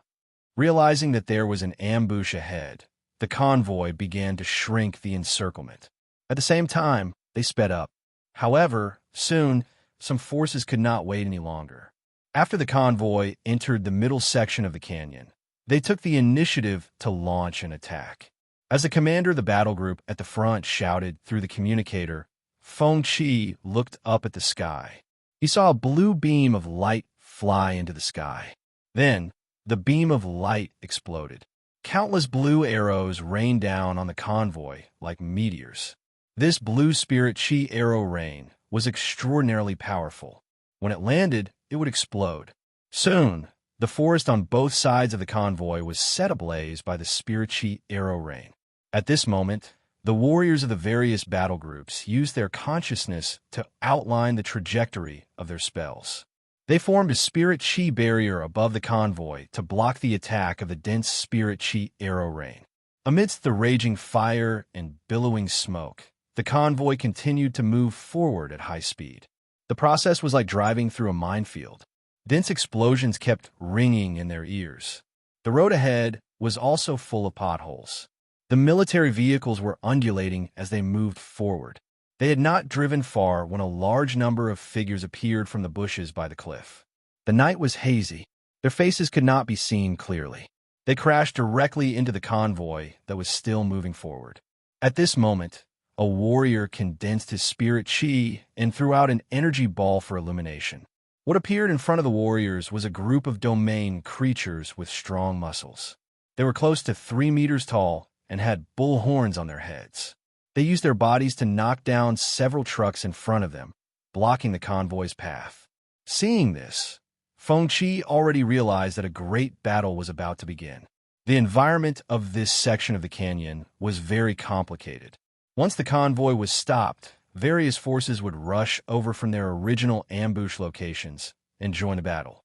As time passed, the battle here would only become more intense. Old Fan, calm down. Don't be rash. Greed will kill you. We'll act according to the situation. Don't worry. I won't joke about my life.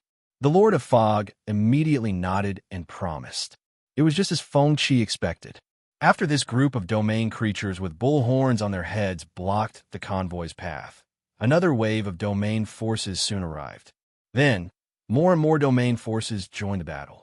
Feng Qi decisively pulled the Lord of Fog and retreated. If they stayed beside the miracle bloodstone now, they would definitely become a target. The battle was not chaotic now. Everyone's attention was focused on the bloodstone. Whoever took the bloodstone would definitely die. The only way to snatch the bloodstone and leave safely was when the super domain forces appeared. At that time, all the domain forces would want to survive and would not have the time to pay attention to the bloodstone. As time passed, more and more domain forces appeared. With a cursory glance, Feng Qi discovered that there were at least 8 territorial forces that had joined the chaotic battle for the bloodstones.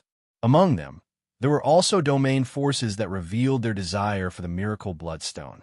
They also joined the battle for the bloodstone. At this moment, Feng Qi pulled the Lord of Fog to the back of the convoy. Looking at the restless Lord of Fog, he immediately said, "Don't be impulsive. Let's observe the battle first. We can't wait anymore. The situation is very chaotic now. There are many people who have mastered space jump and escape abilities. The bloodstone will be taken in an instant." Feng Qi could understand the Lord of Fog's thoughts. He had watched the entire battle in the canyon. Indeed, many domain forces had mastered the ability to leave the battlefield instantly. This was also the reason why the various domain forces did not dare to be careless. They had to join the battle, even if it meant risking their lives. They felt that if they hesitated, the miracle bloodstone would be easily taken away. It was not stupid to risk their lives now. They just wanted to fight for a chance to snatch the miracle bloodstone. The Lord of Mist obviously had the same thought. He said, "You're right." At this moment, he said, "You will lose if you hesitate. I'm going. Go your head. Wait a while more." Now that the various domain forces are fighting, it won't be easy to take the Bloodstone away, even if you have the space jump ability. Feng Qi decisively rejected the Lord of Fog.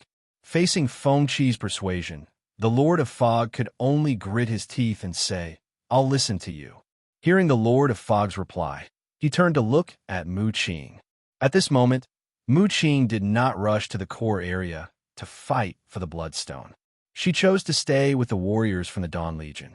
Feng Qi could understand Mu Qing's behavior. It was the same for him and Qin Shiwan back then. Seeing the strange behavior of the domain forces participating in this operation, she was already suspicious. Now, she was obviously observing which battle forces had problems. He did not pay too much attention to it, as he was afraid that Mu Qing would sense it. He decisively turned his gaze to the core area of the battlefield.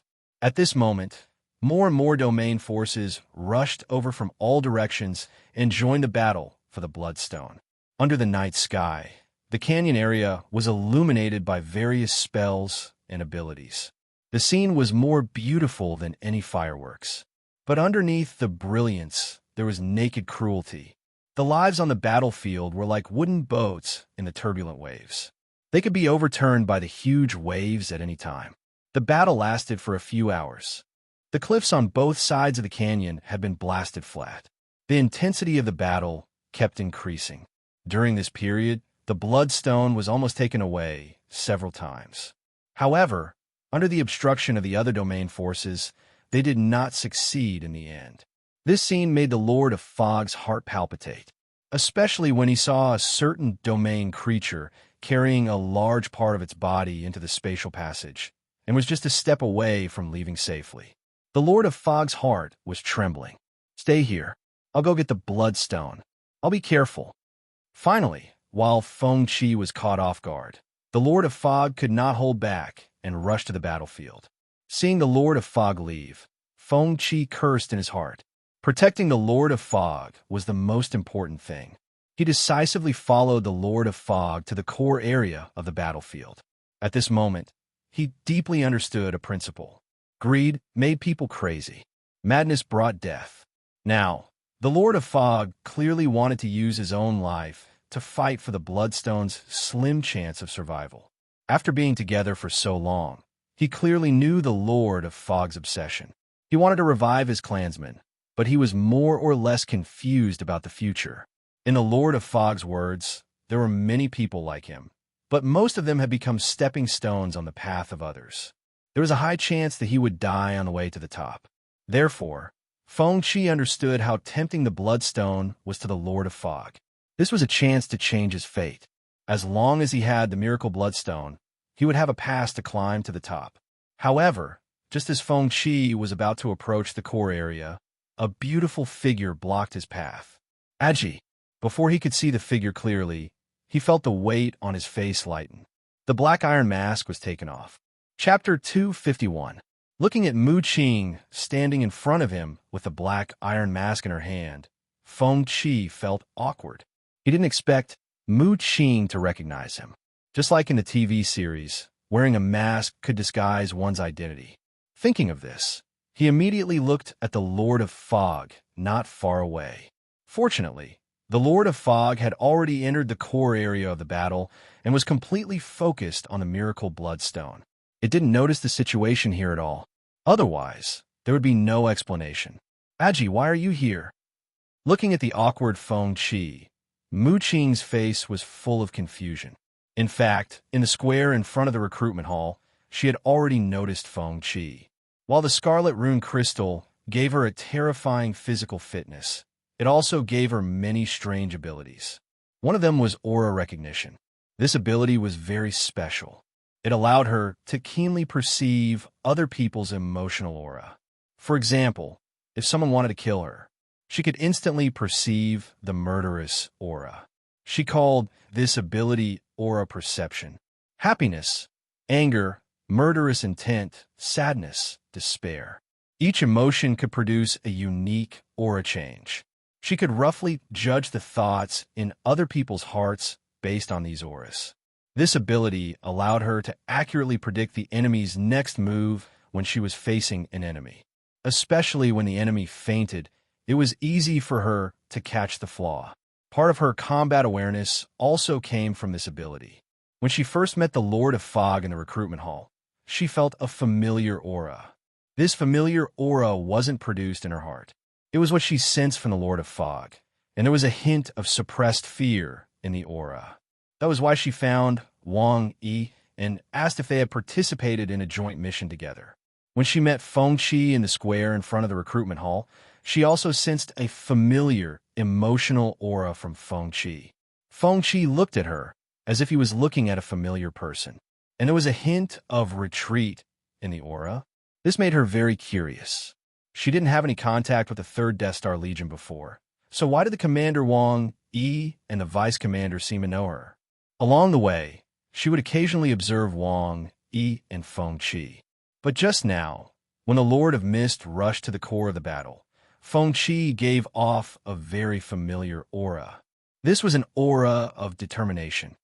At that time, Feng Qi thought that even if he had to sacrifice his life, he had to save the life of the Lord of the Fog. A similar situation had happened at the lakeside of Star City University. That summer night, when she asked Feng Qi what he would do in the future, Feng Qi's answer was filled with a sense of determination that she could never forget. It was a kind of determination that even if the path ahead was difficult and dangerous, a mountain of blades and a sea of flames, he would still give it a try. Since then, she had never doubted Feng Qi's determination to lead the human race to greatness. Even if the current Feng Qi was no longer dazzling, he was no longer the peerless genius who was praised by the world. But she always believed that Feng Qi had not given up on the dream in his heart. He was still on the road to achieving his dream. When Feng Qi wore the mask just now, the change in his aura caused a familiar figure to appear in her mind. She had not contacted this figure for a long time. Usually, it would only appear in her memories and diary. Now that she sensed the familiar aura again, she could not help but decide to check it out. So, she came in front of Feng Qi and reached out to take off the mask on Feng Qi's face. Just as Mu Qing thought, the person under the black iron mask was indeed him. That year at Star City University's graduation party was the last time they were together. Now, looking at Feng Qi's familiar face, Mu Qing could not help but be stunned. Memories of the past surged and echoed in her mind. In the end, the Feng Qi in her memory, who always had a confident smile on his face, overlapped with the Feng Qi in front of her. She suddenly realized that 8 years had passed. Looking at the shocked Feng Qi in front of her, she was about to continue asking, but then her gaze turned to the battlefield. At this time, in the chaotic battlefield, the mask on the Lord of Fog's face was shattered, revealing purple eyes. At this time, he also transformed part of his body into fog and rushed to the core of the battlefield. At this time, Mu Qing recognized the Lord of Fog's identity. Compared to before, the Lord of Fog's aura had changed slightly, but she still remembered. Back then, after graduating from Star City University, she joined the front lines. The first intelligent domain creature she fought was the purple-eyed, purple-haired young man in the silent domain. Especially the ability to transform into gray fog. It left a deep impression on her. Combining these characteristics, she recognized the Lord of Fog. But then, she had many doubts in her mind. Why was Feng Qi with the Lord of Fog? Wasn't he researching cultivation techniques at the Scarlet Institute? Why was he here? Ever since the first time they were attacked by the domain forces on the bridge at the supply area, she had sensed that something was amiss. There were 3 roads from the Old E supply area to Old Sun City.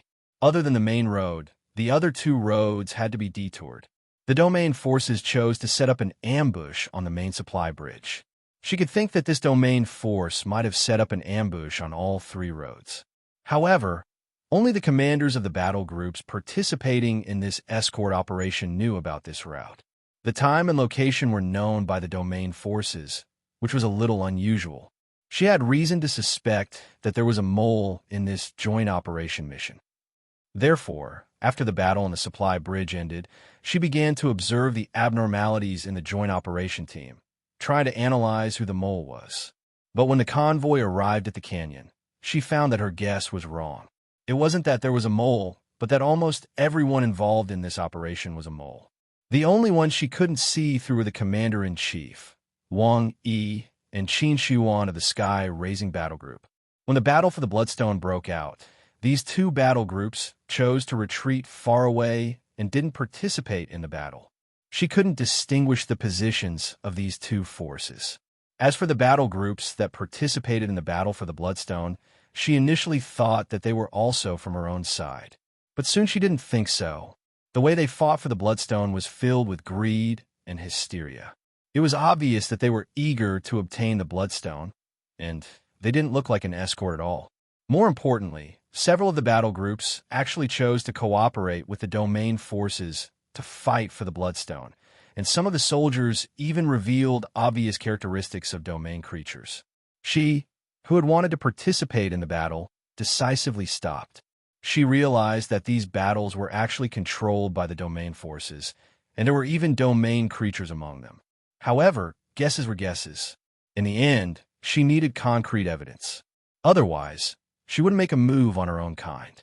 Thus, she chose to watch the battle and began to distinguish between friend and foe. She also remembered the names of these battle groups. In the few hours of battle, she had already determined that 6 of the battle groups had domain creatures. The rest of the battle groups still needed to be analyzed.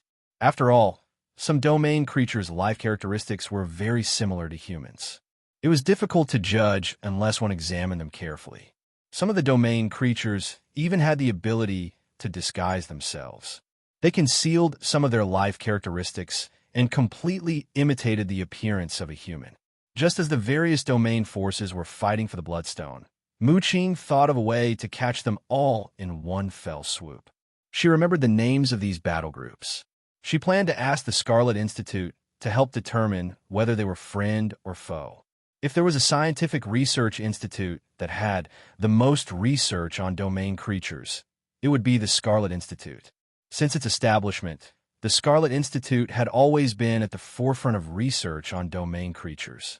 Other scientific research institutes couldn't compare at all. If it was the Scarlet Institute, they would definitely have a way to determine if they were domain creatures. When she thought of this, she even thought of a follow-up plan in her mind. She felt that, when the time came, she could invite all the domain battle groups that she remembered in the name of the Scarlet Institute. She could even invite as many other battle groups as possible to hold a meeting. When the time came, she would ask the Scarlet Institute to distinguish them. After distinguishing the results, she would catch them all in one fell swoop and destroy all the battle groups that were marked as domain forces in the meeting. At this moment, she came back to her senses and looked at Feng Qi. Now she was sure of one thing. There was something wrong with Wang Yi, and it was a domain creature. Feng Qi was the deputy commander of the 3rd Death Star battle group. He held a high position and obviously had the trust of Wang Yi. However, she still didn't suspect that Feng Qi would betray humanity. She always believed that Feng Qi held justice in his heart and wouldn't abandon his ideals. So, he must have been bewitched by a domain creature. It must be a special ability to control people's hearts that made Feng Qi take this step. Everything was not what he wanted. Thinking of this, Mu Qing's heart surged with murderous intent. She didn't wait for Feng Qi to answer and turned to look at the Lord of Fog in the distance. Murderous intent rose and surged in her heart. Seeing Mu Qing suddenly turn to look at the Lord of Fog with her fists clenched, Feng Qi was shocked. He had reason to suspect that Mu Qing seemed to want to beat the Lord of Fog to death. "Senior, don't be rash. Listen to me," he immediately said. Mu Qing turned around at this moment. "Do you think I've been bewitched by a domain creature? Isn't that the case? The Feng Qi, I know, would never be a dog for a domain creature." Realizing that Mu Qing had misunderstood, he felt bitter in his heart and said, "Senior, let's talk somewhere else. Listen to me." With that, Feng Qi took the lead and ran into the distance. Seeing this, Mu Qing frowned slightly, but she still followed him. A moment later, they stopped 5 kilometers away from the canyon. Feng Qi turned around at this moment, and Mu Qing landed. At this time, it was better to be honest than to explain. He decided to tell Mu Qing some of the secrets he knew.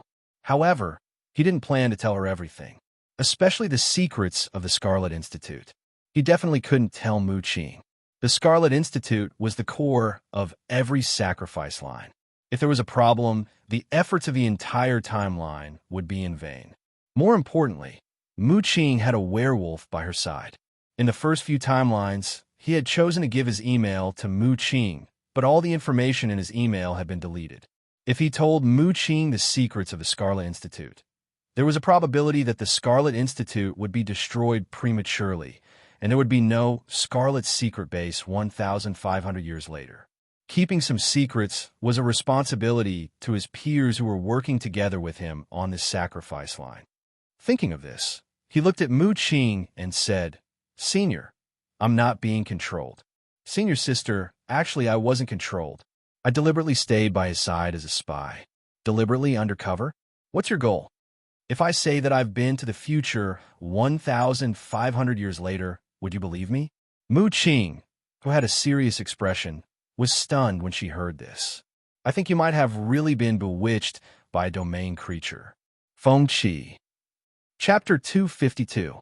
Feng Qi could completely understand Mu Qing's doubts.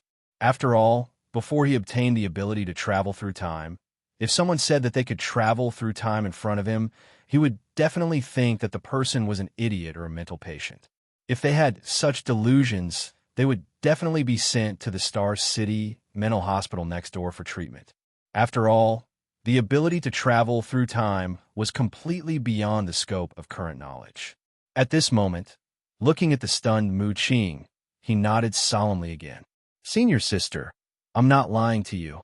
I believe you, but I don't believe you when you're under mental control. If you have anything to say, you should wait until I deal with the domain creature controlling you first." Mu Qing spoke her thoughts very honestly, then turned around to leave. "Senior sister, time is limited. I'll make it short."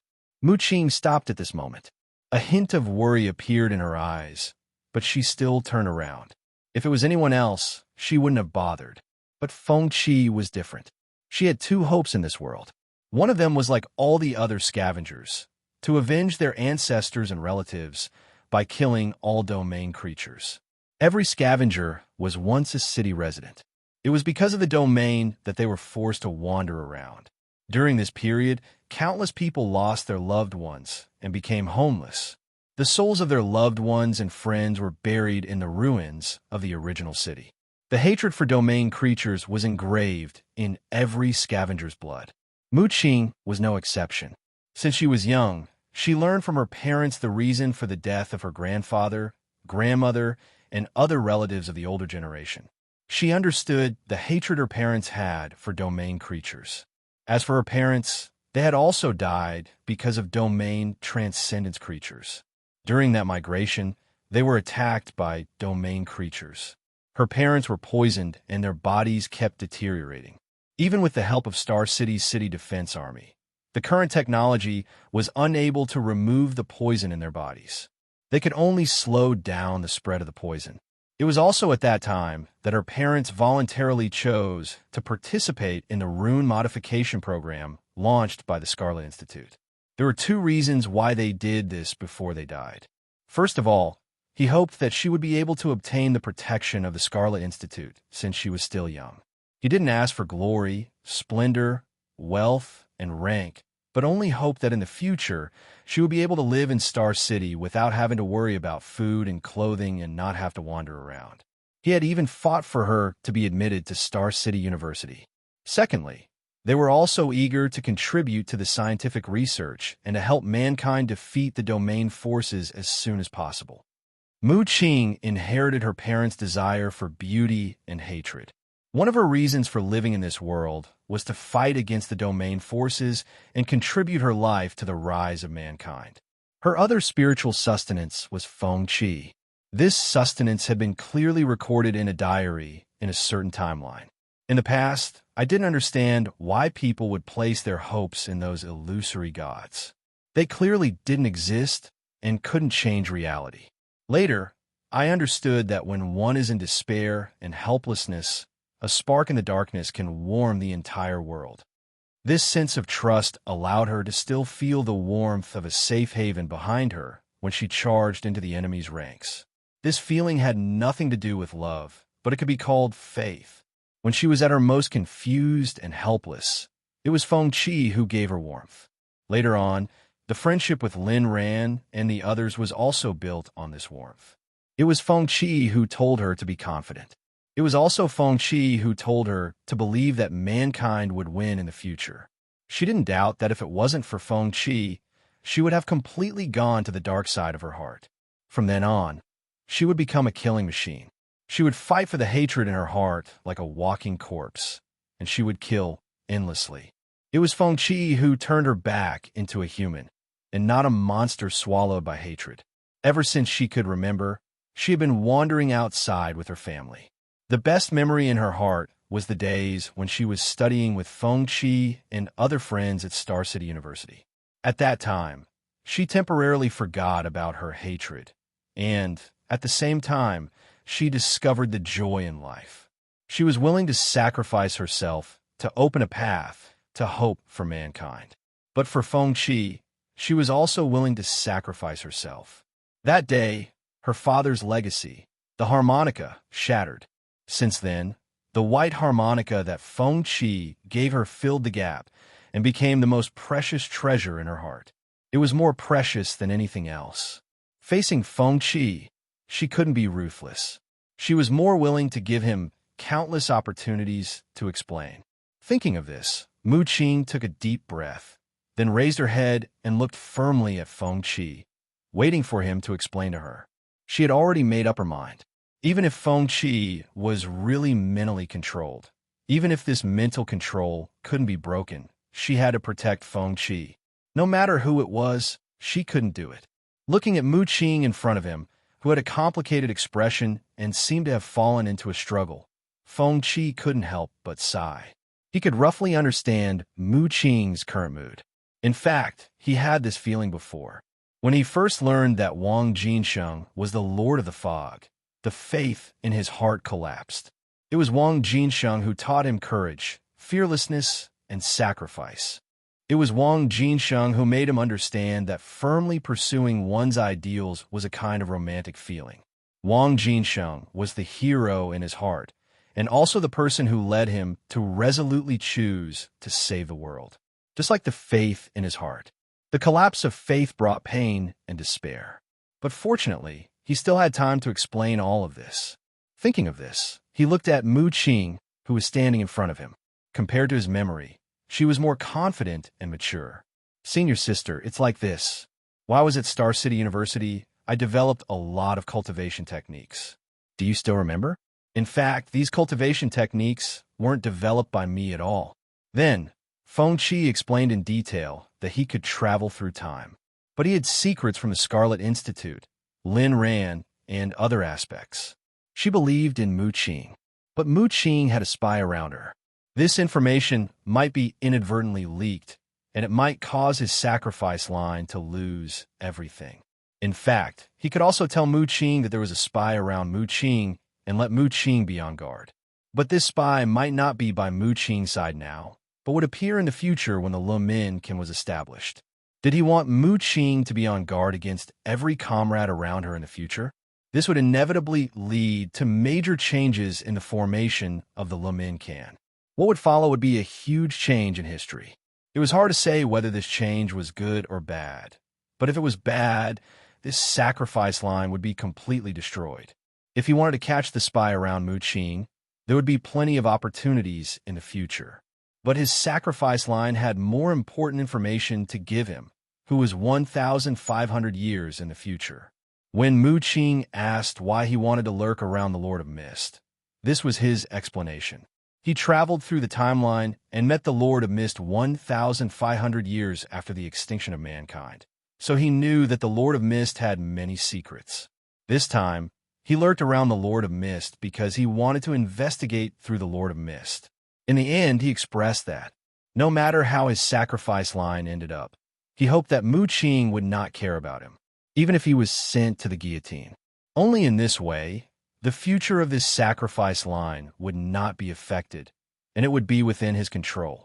After a few hours of chatting, Mu Qing understood the whole story, and she could not hide the shock in her eyes. At this time, she chose to believe in Feng Qi.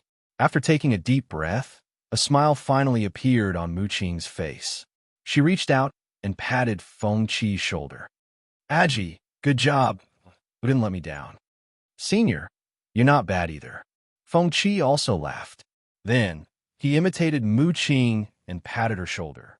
At this time, he realized that the lowly senior, who used to only reach his shoulders, was now almost as tall as him. Senior, how did you grow so much in the past few years? Maybe it's because of the nutrition. Although the food in the academy is good, there's very little energy in the food, so it's easy to digest. That's why I'm often hungry in the middle of the night, but I often eat territory beast meat at the front line. It's very nutritious. At this time, Mu Qing shed her cold exterior, and her face was full of smiles. She showed her only warm side to Feng Qi. However, behind the smile, Feng Qi saw a hint of heartache that she was trying to hide. He knew that Mu Qing was feeling sorry for his sacrifice in so many timelines. Senior, the fight for the Bloodstone is still ongoing. Let's go out. If possible, help me save the Lord of Mist's life. Okay. Mu Qing immediately nodded. After understanding Feng Qi's hard work, Mu Qing's worries dissipated. She only felt heartache. At this time, the only thing she could do was to support Feng Qi firmly, just like the promise they made by the lake that summer night. I'll fight for the rise of mankind for the rest of my life. I'll have no regrets, even if I die. The sky gradually brightened. When Feng Qi and Mu Qing arrived at the battlefield in the canyon, the battle was still intense.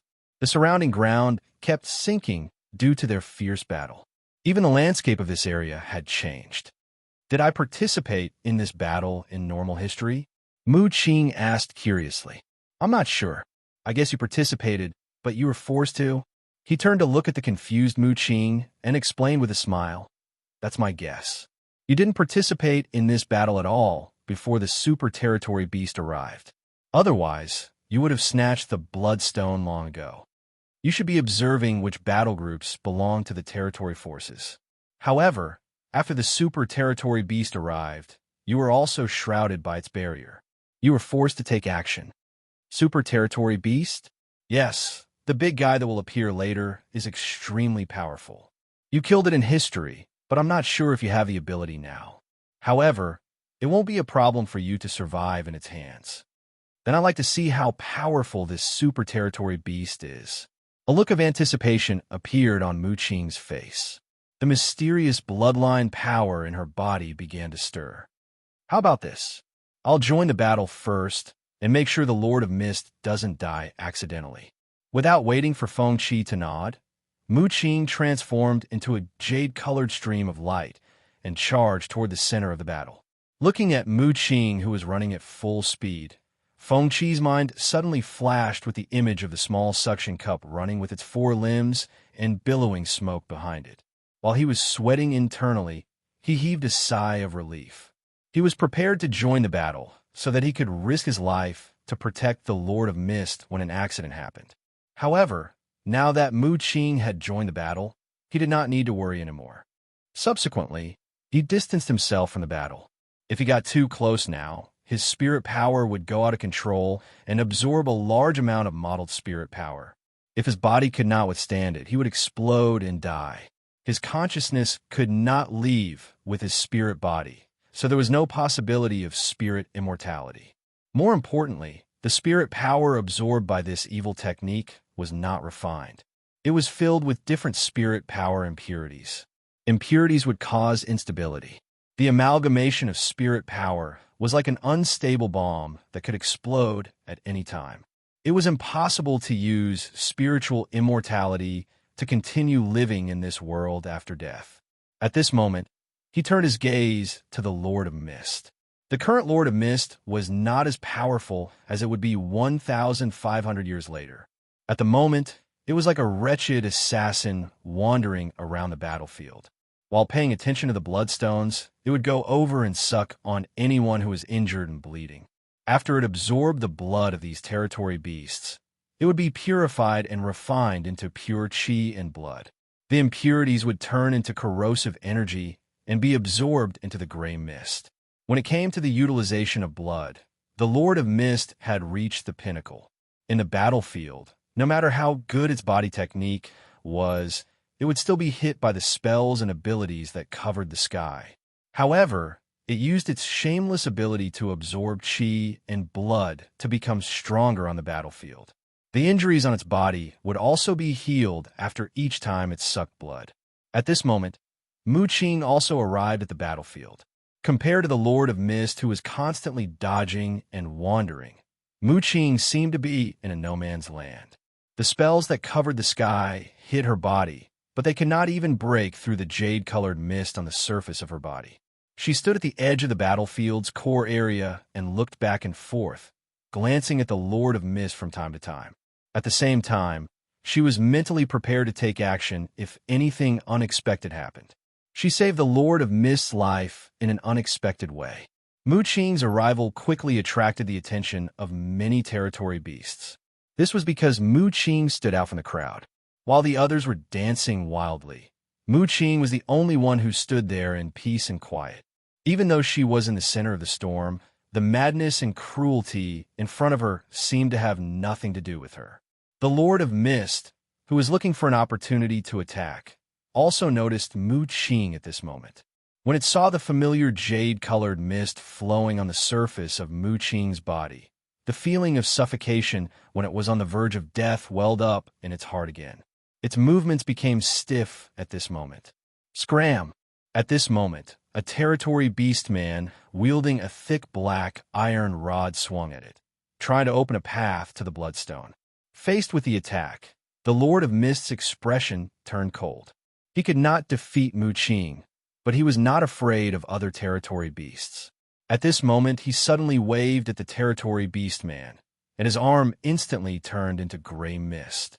Then a large amount of chi and blood emerged from the gray mist and condensed into a blood spike. This spike instantly pierced through the territory beastman's chest. When the gray mist came into contact with the territory beastman's blood, it was like a water pump, sucking the territory beastman's blood dry in a short time. Looking at the shriveled territory beastman's corpse, the Lord of Mist withdrew the blood spike. At this moment, he turned his head to look at Mu Qing. Seeing that Mu Qing's gaze was not focused on him, he instantly heaved a sigh of relief. Now, he was basically certain that Mu Qing had completely forgotten about him. After all, so many years had passed, and Mu Qing's memory of him might have faded long ago. Now, she only felt a little familiar with his aura. Thinking of this, the Lord of Mist became much bolder. At this moment, dawn appeared on the horizon. After a night of battle, there was still no victor, and the fight for the Bloodstone was still ongoing. Moreover, the territory forces that joined the fight for the Bloodstone did not decrease, but instead, more and more territory forces joined in. Just as the various forces were still going crazy for the Bloodstone, the sky suddenly darkened. Then, a distorted black spot appeared in the sky. This spot kept twisting and spinning, and finally turned into a spatial rift. A giant hand that covered the sky slowly reached out from the spatial rift. Accompanied by a deafening roar, black spots of light appeared in the sky again. The black spots of light quickly swam in the sky, outlining a vast array diagram. At this moment, the black curtain quickly spread out with this array as the center and finally turned into a barrier that covered a radius of several kilometers. Even the external spirit chi could not penetrate the barrier and enter inside. At this moment, a terrifyingly powerful super territory creature had arrived. The territory forces that were still fighting stopped one after another. At this moment, they felt the pressure from the bloodline level and realized that death was near. Chapter 253. Looking at the distorted spatial crack in the sky and the giant hand reaching out from it, Feng Qi once again felt a strong sense of oppression. His body began to tremble slightly. However, he did not panic at all. After all, the situation this time was different. The previous sacrificial line did not have the power to fight against the giant hand. However, this time, Mu Qing was present, so he did not have to worry too much. At this moment, the giant hand slowly pressed down with the power of heaven and earth. Feng Qi immediately felt the pressure coming from above his head. He felt as if a small mountain was on his back. At this moment, he looked at the battlefield in the canyon. It was the same for the various domain forces. They all felt the pressure from above their heads. At this moment, they all looked up at the sky, unable to hide the fear in their eyes. The pressure from above their heads increased as the giant hand continued to descend. In the face of a life-and-death crisis, the various domain forces' focus was no longer on the Bloodstone. After all, the barrier had already been formed. Even if they obtained the Bloodstone, they could not teleport out of the barrier domain. Obviously, the most important thing was to survive. At this moment of life and death, the members of the psionic race began to shout, indicating for the various forces to work together to fight against the super domain creature. The various domain forces that had been fighting with their lives for the Bloodstone all responded to the call. At this moment, Mu Qing was also looking up at the sky. Compared to the fear in the hearts of the various domain forces, she was very calm. The pressure from the giant hand did not even bring her any pressure. Instead, the blood in her body flowed faster, and her heart beat faster. This feeling was very strange. It was like a hungry beast that had encountered a delicious prey that it had not seen for a long time. The feedback from the bloodline made Mu Qing subconsciously clench her fists and assume an attacking posture. At this moment, the members of the psionic race worked together with the various domain forces to set up a defensive barrier. A blue light screen shot into the sky and turned into a blue energy shield that enveloped them. After the energy shield was formed, the pressure on their bodies suddenly decreased. However, the pressure from the bloodline level still made the various domain forces palpitate and fear. At this moment, while looking up at the sky, they had no confidence that they could survive. At this moment, the speed of the giant hand's descent began to increase. Suddenly, the pressure on the blue energy shield increased, and cracks appeared on the surface. Just as the various domain forces were about to respond to the psionic race's call and increase the energy output after standing at the nodes, the blue energy shield suddenly exploded. Then, the terrifying pressure made all the domain creatures' bodies sink. This time, the blue energy shield was not destroyed by external pressure. Instead, it was destroyed from within. Mu Qing's figure appeared above their heads amidst the shocked expressions of the various forces. The jade-colored mist increased the speed at which it circulated around Mu Qing's body. Mu Qing, who was hovering in the air, took a deep breath at this moment and then threw out a punch. In an instant, strong winds howled, and the terrifying power sucked away the sand and gravel in the nearby area, following the jade-colored fist imprint into the sky. Boom! When the jade-colored fist print collided with the giant hand, it was as if space itself was trembling. Mu Qing's punch not only pushed back the super domain creature's giant hand, but it also shocked the various domain forces. They were all familiar with Mu Qing. Like the Lord of Mist, these domain forces who had infiltrated the front lines would often pay attention to the news on the front lines. Therefore, Mu Qing was often on the headlines. However, they did not have a standard to measure Mu Qing's true strength. Mu Qing had participated in this joint operation, so they did not think much of it. Only the Lord of Mist, who had fought with Mu Qing before, clearly understood how terrifying she was. It had always been wary of her. Now, they realized that they were wrong. It turned out that Mu Qing's combat strength was not on the same level as theirs. They also suddenly understood why Mu Qing stood there and watched them kill each other as if she was looking at a clown. Because with her strength, she could easily end this intense battle for the Bloodstone. At this moment, Mu Qing attacked again. Her body emitted a dazzling light. This time, she was so fast that the naked eye could not see her punching motion. However, in an instant, countless jade-colored fist imprints shot into the sky. The giant hand was instantly hit repeatedly, and it kept flying backward. A deafening roar came from the spatial crack in the sky. The superdomain creature seemed to be completely enraged. However, Mu Qing was not afraid at all. She faced the threat of the superdomain creature behind the giant hand directly. Her instincts told her that the seemingly terrifying superdomain creature in front of her was just food that she had not eaten for a long time. While Mu Qing was fighting with the giant blood-colored hand, the Lord of Mist below made its move. Like the other domain creatures, it was looking up at the sky. However, it secretly used the essence blood it had absorbed to create an identical bloodstone. Then, it gently waved its hand at the bloodstone in the distance. Its blood control ability was also effective on the bloodstone. At this moment, the bloodstone slowly melted and finally turned into a pool of blood that slowly flowed toward the Lord of Mist. One of the characteristics of a miracle item was that it did not have any aura. The melting of the bloodstone did not attract the attention of the nearby domain creatures. Just like that, the Lord of Mist replaced it. After doing all this, it looked up at the sky as if nothing had happened.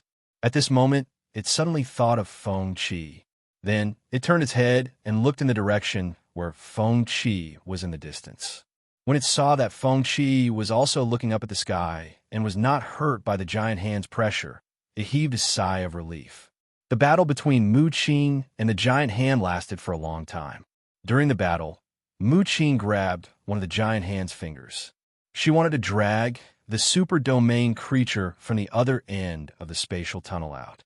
However, the super domain creature on the other end of the spatial tunnel seemed to be unable to pass through this narrow spatial tunnel at all. In the end, under Mu Qing's terrifying strength, one of the super domain creature's fingers was torn off. Fresh blood sprinkled from the sky. From the Lord of Mist perspective, the fresh blood sprinkling from the sky was undoubtedly the most precious growth gift. Every drop of blood could increase his strength by a lot. Ignoring the gazes of the domain creatures around it, it decisively used its consciousness to guide the blood in the sky to gather toward itself. When the blood entered its body, the surging pure vitality made the Lord of Mist's hair dance. In the blink of an eye, its skin was burned red by the vitality. During the digestion process, the body's feedback was very strong. The process of the Lord of Mist absorbing the vitality was similar to how humans enjoyed delicious food. After absorbing the blood of the super domain creature, it was like enjoying a peerless delicacy that it had never tasted before. Every cell in its body was awakened by this taste that it had never experienced before. Its body kept sending signals of pleasure to its brain. At this moment, the giant hand in the sky finally lost the courage to continue fighting. It slowly retreated, wanting to shrink back into the spatial rift. However, Mu Qing had no intention of letting it go. She came in front of the spatial rift. A jade-colored stream of light enveloped the giant hand and began to pull it with force. The battle between the superdomain creature and Mu Qing began. However, after a few minutes, the roar of the superdomain creature rang in the sky again. Under the disbelieving gazes of the people below, Mu Qing forcibly tore off the superdomain creature's giant hand. Blood splattered and fell like raindrops. Compared to the giant hand, Mu Qing, who was tiny, appeared abnormally terrifying in the eyes of the people. The figure holding the giant hand in the sky was destined to be a scene that was deeply etched in the memories of these domain creatures. After the giant hand was torn off, the spatial rift closed. Without the energy supply, the barrier that enveloped this world collapsed. Without any hesitation, the various domain forces decisively chose to escape. As for the bloodstone, they did not care about it anymore. Looking at the giant hand, Mu Qing released it at this moment. She hated domain creatures to the core. There was no reason for her to let them go. However, the various domain forces chose to escape in all directions. She did not have any ability similar to the barrier, so she could only choose to chase after them. However, before the chase began, she suddenly landed in front of the bloodstone. As for the final direction of the bloodstone, she had asked Feng Qi about it. Feng Qi did not give her an answer. From the looks of it, she felt that the bloodstone should have fallen into her hands. After grabbing the bloodstone, she looked at the targets that had been marked by the domain forces. Her body turned into a stream of light and began to chase after them. At this moment, the Lord of Mist also decisively fled. He, who had already fused with the bloodstone, came in front of Feng-Chi at this moment. Go quickly. You don't want the bloodstone anymore? Feng-Chi asked curiously. I swapped it. No one noticed. Let's hurry and leave. Hearing this, Feng-Chi could not help but be stunned. Although he had witnessed the previous sacrifice with his own eyes and had even participated in the battle for the bloodstone, he did not know where the bloodstone had gone until his death. Now that he heard that the Lord of Mist had obtained the bloodstone, he was instantly very surprised. He also did not know if this was an event that would happen in the normal timeline or if the timeline had been deviated due to his influence. Let's go. If Mu Qing comes after us, we'll all die. At this moment, the Lord of Mist turned into gray mist and enveloped Feng-Chi before flying in the direction of the old supply area. Along the way, they began to think about what to do in the future. This time, we've clearly exposed our identities and trump cards in front of the various domain forces.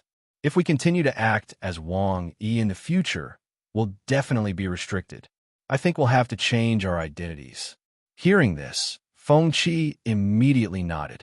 Indeed, we have to change our identities, but before that, I suggest we find a place to go into seclusion and study the usage and effects of the miracle bracelet. Then, you can use the miracle bloodstone to steadily increase your strength. After all, strength is the key to the future. Hearing this, the Lord of Mist's voice came from the gray mist. My thoughts are the same as yours. I've been greatly stimulated today. I have to become stronger as soon as possible. Because of Mu Qing, her strength is increasing far faster than I imagined. If I don't catch up, the gap between us will only widen. Back then, who said that his talent was better than Mu Qing's? Now, you've been slapped in the face. When I said that she's inferior to me, I meant that Mu Qing will definitely be inferior to me in the future, not now. Hearing this, Feng-Chi immediately thought of the little sucker 1,500 years later. If the future will be inferior to me, referred to a lifespan, the Lord of Mist had indeed beaten countless powerhouses in the world. Mu Qing was naturally one of them. While chatting, Feng-Chi subconsciously asked, Old fan, what's your next step after your seclusion? This time, the Lord of Mist thought for a long time before giving an answer. Why don't I go Star City? Hearing this, he realized that the Lord of Mist's plan to infiltrate the Tiger Soul Institute was finally about to begin. It's the last day of the month. Please vote. Chapter 254. West of Old Day City, Old Day Mountain Range. The undulating mountain peaks were endless. The place was lush with greenery and preserved many wild animals and plants. The Lord of Fog, who had decided to go into seclusion, came to this forest after a search with Feng-Chi. They chose to cut out an open space in the dense forest beside the mountain stream, then built a fence with trees and lived in seclusion in such a quiet environment. Compared to the Lord of Fog, who could go into seclusion without eating or drinking, Feng-Chi obviously could not do this. Every 3 days, he needed to hunt some wild animals in the dense forest to replenish his nutrients. As for cultivation, he did not need it. After the demon dragon's transformation, his body had changed, and his cultivation efficiency was extremely low. The only way to grow was to temper his body and improve his physical strength. The increase in physical strength could also reduce the series of sequelae caused by the rapid growth of his spiritual power. During this period, the Lord of Fog's strength began to grow rapidly.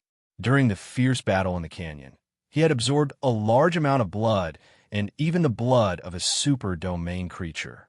These blood essences had not been completely transformed. During his seclusion, the Lord of Fog absorbed these blood essences and his strength increased rapidly. In addition, the miracle bloodstone that had been integrated into the Lord of Fog was constantly producing pure blood essence. The blood essence produced by the miracle bloodstone did not need to be transformed. It could be integrated into the Lord of Fog and become a part of his strength. Feng Qi had nothing to say about the Lord of Fog's continuous fortuitous encounters and growth.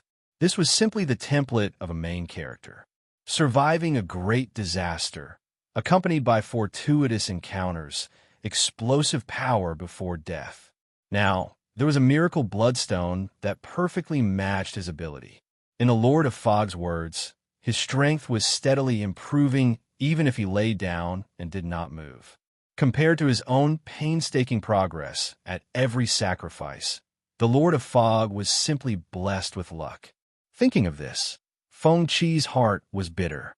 Comparing people to Fog was infuriating. In the blink of an eye, a month had passed. That evening, the sun was setting. Feng Qi, who had just finished a day of high-intensity training, was washing the wild rabbit he had just caught by the stream. Next, he used a branch that he had already prepared to pass through the rabbit's body and came to the bonfire that had already been lit. He had not eaten for several days, so he decided to reward himself with a meal of wild game tonight. As time passed, oil seeped out from the surface of the hair as the branches turned, sizzling under the licking of the fire. At this moment, a gray mist appeared beside him. As the gray fog surged, it condensed into the appearance of the Lord of Mist. Didn't I teach you the ability to absorb blood and qi? Why are you still eating in such a wasteful way? When he heard the familiar voice, he couldn't help but roll his eyes. What you taught me can't fill my stomach. It can only replenish my energy. When I lived in human society, I was already used to eating. Perhaps my original race also used this method to replenish their nutrition. Let's not talk about this. I came out of seclusion this time to tell you some good news. Upon hearing that, Feng Qi curiously turned to look at the Lord of Mist. What's wrong? His strength has increased by leaps and bounds? Purple light swirled in the Lord of Fog's eyes, and he seemed very excited. It has nothing to do with the growth of one's strength. I recently made a new discovery while studying the bloodstones. This discovery might allow us to stand at the top of the world in the future. Hearing this, Feng Qi blushed with shame. He felt that the Lord of Mist was going to boast again. From when he beat up Mu Qing to becoming a pillar god, every once in a while, the Lord of Mist would come up with some strange ideas.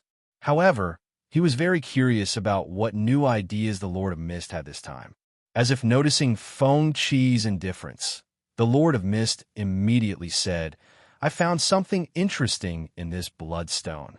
This time, I found something very interesting on the bloodstone. It is very likely to be a kind of law path.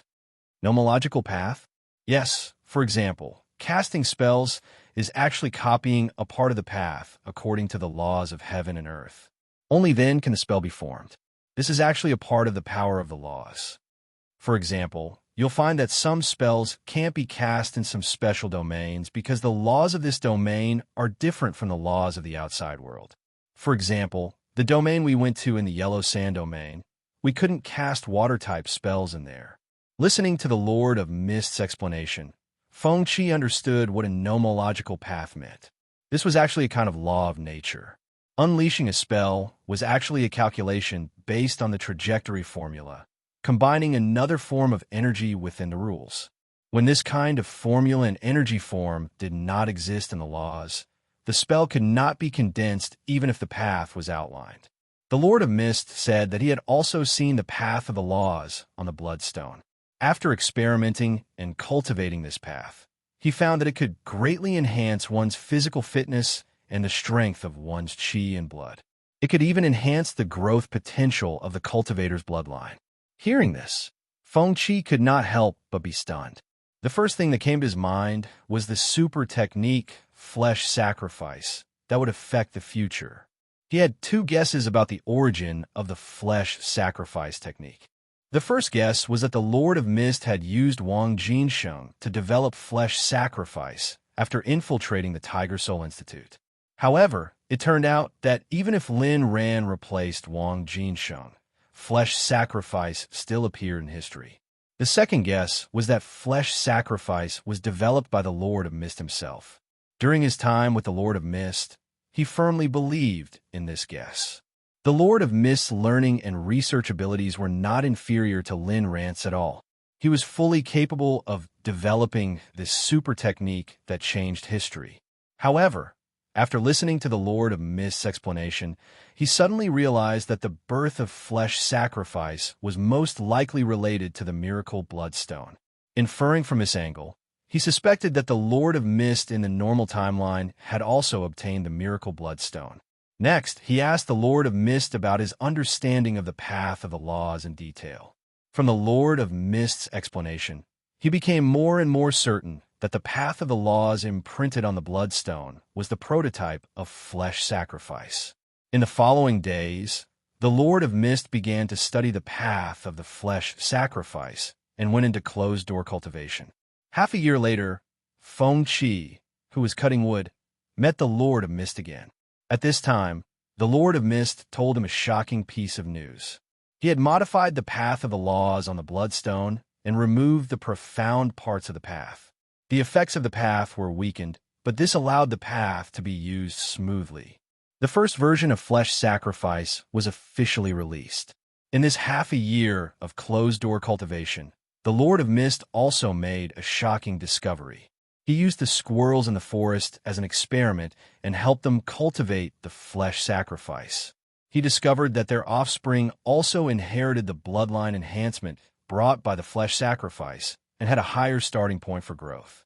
This discovery made the Lord of Mist very excited. In the Lord of Mist's words, when he revived his clansmen in the future, he could let them cultivate this super technique. The clan's future growth potential would definitely be raised to a higher level. Looking at the Lord of Mist, who was fantasizing about the future development of his clan, Feng Qi fell silent. From a historical perspective, the flesh sacrifice was not used for the growth of the Lord of Mist's clansmen. In the end, it evolved into a sacrificial technique that harmed humans and the weak clans in the domain. During this period, there was clearly a growth process that he did not know about. He did not know if he would affect this process and cause a huge impact on the future. However, the Lord of Mist soon gave him an answer. Late at night, Feng Qi sat cross-legged on the top of a tree and looked up at the bright moon. The mind power in his spiritual sea was gradually purified by him. However, the process was very slow. When Lin Ran developed spirit immortality, he only considered the growth rate and did not consider the purity of the mind power. Therefore, he could only slowly and clumsily sift through it. At this moment, a gray mist appeared beside him. Feng Qi, who sensed the presence beside him, opened his eyes. I've decided to give up on infiltrating the Scarlet Institute. We'll choose to infiltrate the Tiger Soul Institute. Why? Hearing this, he was surprised. The Scarlet Institute had always been the Lord of Mist's first choice to infiltrate. All this time, he had been thinking about a problem: how to make the Lord of Mist give up on infiltrating the Scarlet Institute. After all, the Scarlet Institute was the core of every timeline. If Scarlet fell, the efforts of all the people in this sacrificial timeline would be in vain. However, he did not expect the Lord of Mist to suddenly say that he would give up on the Scarlet Institute. I have an idea in mind. If this idea can be realized, our future will be bright. As he spoke, a look of anticipation appeared in the Lord of Mist's eyes. Tell me in detail, he immediately asked curiously. Do you still remember that I've modified and removed a large part of the Bloodstone technique? I do. Didn't you say that the entire trajectory was too complicated and that many of the contents were not suitable for cultivation? The Lord of Mist nodded and said, yes, that's right. Some of the trajectories are too complicated. The cultivation speed is much slower than the modified version. But recently, I've tried to cultivate the complicated trajectories. Guess what happened? Looking at the excited Lord of Mist, Feng Qi said decisively, hurry up and tell me. I found that after cultivating the complicated parts, I could attract the blood of an experimental squirrel that cultivated the simplified bloodstone technique to approach me. At that time, I accidentally killed an experimental squirrel during the experiment and found that the blood flowing out of its body would automatically flow to me. The Lord of Mist became more and more excited as he spoke. In the end, he took a deep breath and his eyes flashed with excitement. If I'm not wrong, the complicated bloodstone path is the main path. It's the core of this path. It's like this spiritual energy circulating in the body during normal cultivation. It will eventually converge in the dantian like rivers flowing to the sea. I have an idea now. I'll turn this blood and flesh sacrifice into two different cultivation techniques. The complicated part will be the source. I'll call it the blood and flesh cauldron. The other will be the simplified version.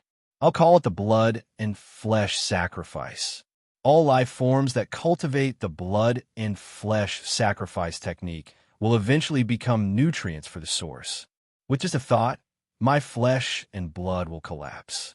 The blood imprinted on the trajectory will automatically converge toward me and become nutrients for my growth. After listening to the Lord of Mist's explanation, Feng Qi finally understood the reason. After many modifications, this technique that the Lord of Mist originally wanted to use for the development of his race had evolved into the historical blood and flesh sacrifice technique. The reason why the Lord of Mist suddenly wanted to choose the Tiger Soul Institute was very simple. He needed a platform to publish the blood and flesh sacrifice technique. Compared to the mysterious and low-key Scarlet Institute, the Tiger Soul Institute was obviously a better choice. Moreover, the Tiger Soul Institute was one of the largest cultivation technique research institutes. A new cultivation technique that had been certified by the Tiger Soul Institute would definitely attract a large number of cultivators to try it out. If he could successfully infiltrate the Tiger Soul Institute, he could also use the many cultivation media controlled by the Tiger Soul Institute to promote the blood and flesh sacrifice technique and continuously increase its influence. After figuring out the reason, Feng Qi understood. Obviously, the Lord of Mist in history had also gone through this process. The Scarlet Institute was too low-key and mysterious. Any internal changes would not easily attract the attention of the outside world. The risk of infiltration was small. However, the Tiger Soul Institute was different. Not only did it publish periodicals every week, but it also often held cultivation competitions. It was a star research institute. Any internal staff changes could be reported on the news and information platform.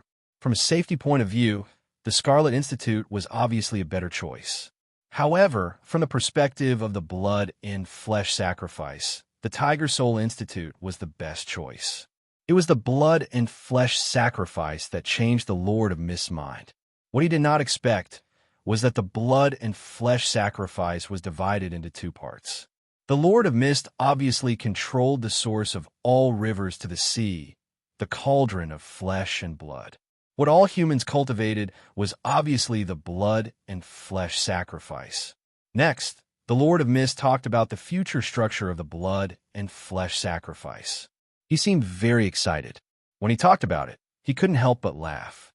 He said that he wanted to continue improving the blood and flesh sacrifice to improve the effect of all rivers to the sea. Apart from that, there was also a very important point that needed to be changed. Different species led to different meridian pathways in their bodies. If the blood and flesh sacrifice only had one fixed meridian pathway, it could only be used on one species. However, this problem was not unsolvable. The blood and flesh sacrifice was a technique to temper the strength of one's bloodline. It had little to do with meridian pathways. The Lord of Mist said that he could completely improve the blood and flesh sacrifice into a technique that purely tempered the body. He already had experience in this aspect. What was used on the experimental squirrel was actually the pure tempered version of the blood and flesh sacrifice. However, this version had reduced several processes and was very imperfect. What he needed to do now was to perfect this part of the content and make the blood and flesh sacrifice a technique that could be used by all species. Only in this way could he truly kill all species. At this point, the Lord of Mist stood up on the treetop. He looked up at the bright moon and slowly opened his hands. His figure was shrouded in the hazy moonlight. Agi, our target shouldn't just be humans. All domain creatures will be the targets of our great plan. Once they taste the benefits of cultivating the blood and flesh sacrifice, they will definitely promote it vigorously within their species. The bloodline of their descendants will also be branded with the trajectory of the blood and flesh sacrifice. The blood and flesh sacrifice will spread like a virus. In the end, all the living creatures in the world will become nutrients for our growth. At that time, we will become the pillar gods of a new world. Isn't it too cruel to exchange most of the living creatures in the world for the peak? Upon hearing this, the Lord of Fog turned to look at Feng Qi with a smile on his face. You've studied human history, so you'll definitely realize that decline is just the other side of prosperity. It can also be said that decline is to accumulate strength for prosperity again. This is the complete chain of life's development. It's the same for every world. As long as we can stand at the peak, so what if there are millions of corpses under our feet? While we bring destruction, we will also create prosperity in the new world that belongs to us. Chapter 255. Time passed quickly, and in the blink of an eye, half a year had passed. The Lord of Fog's closed-door cultivation finally ended.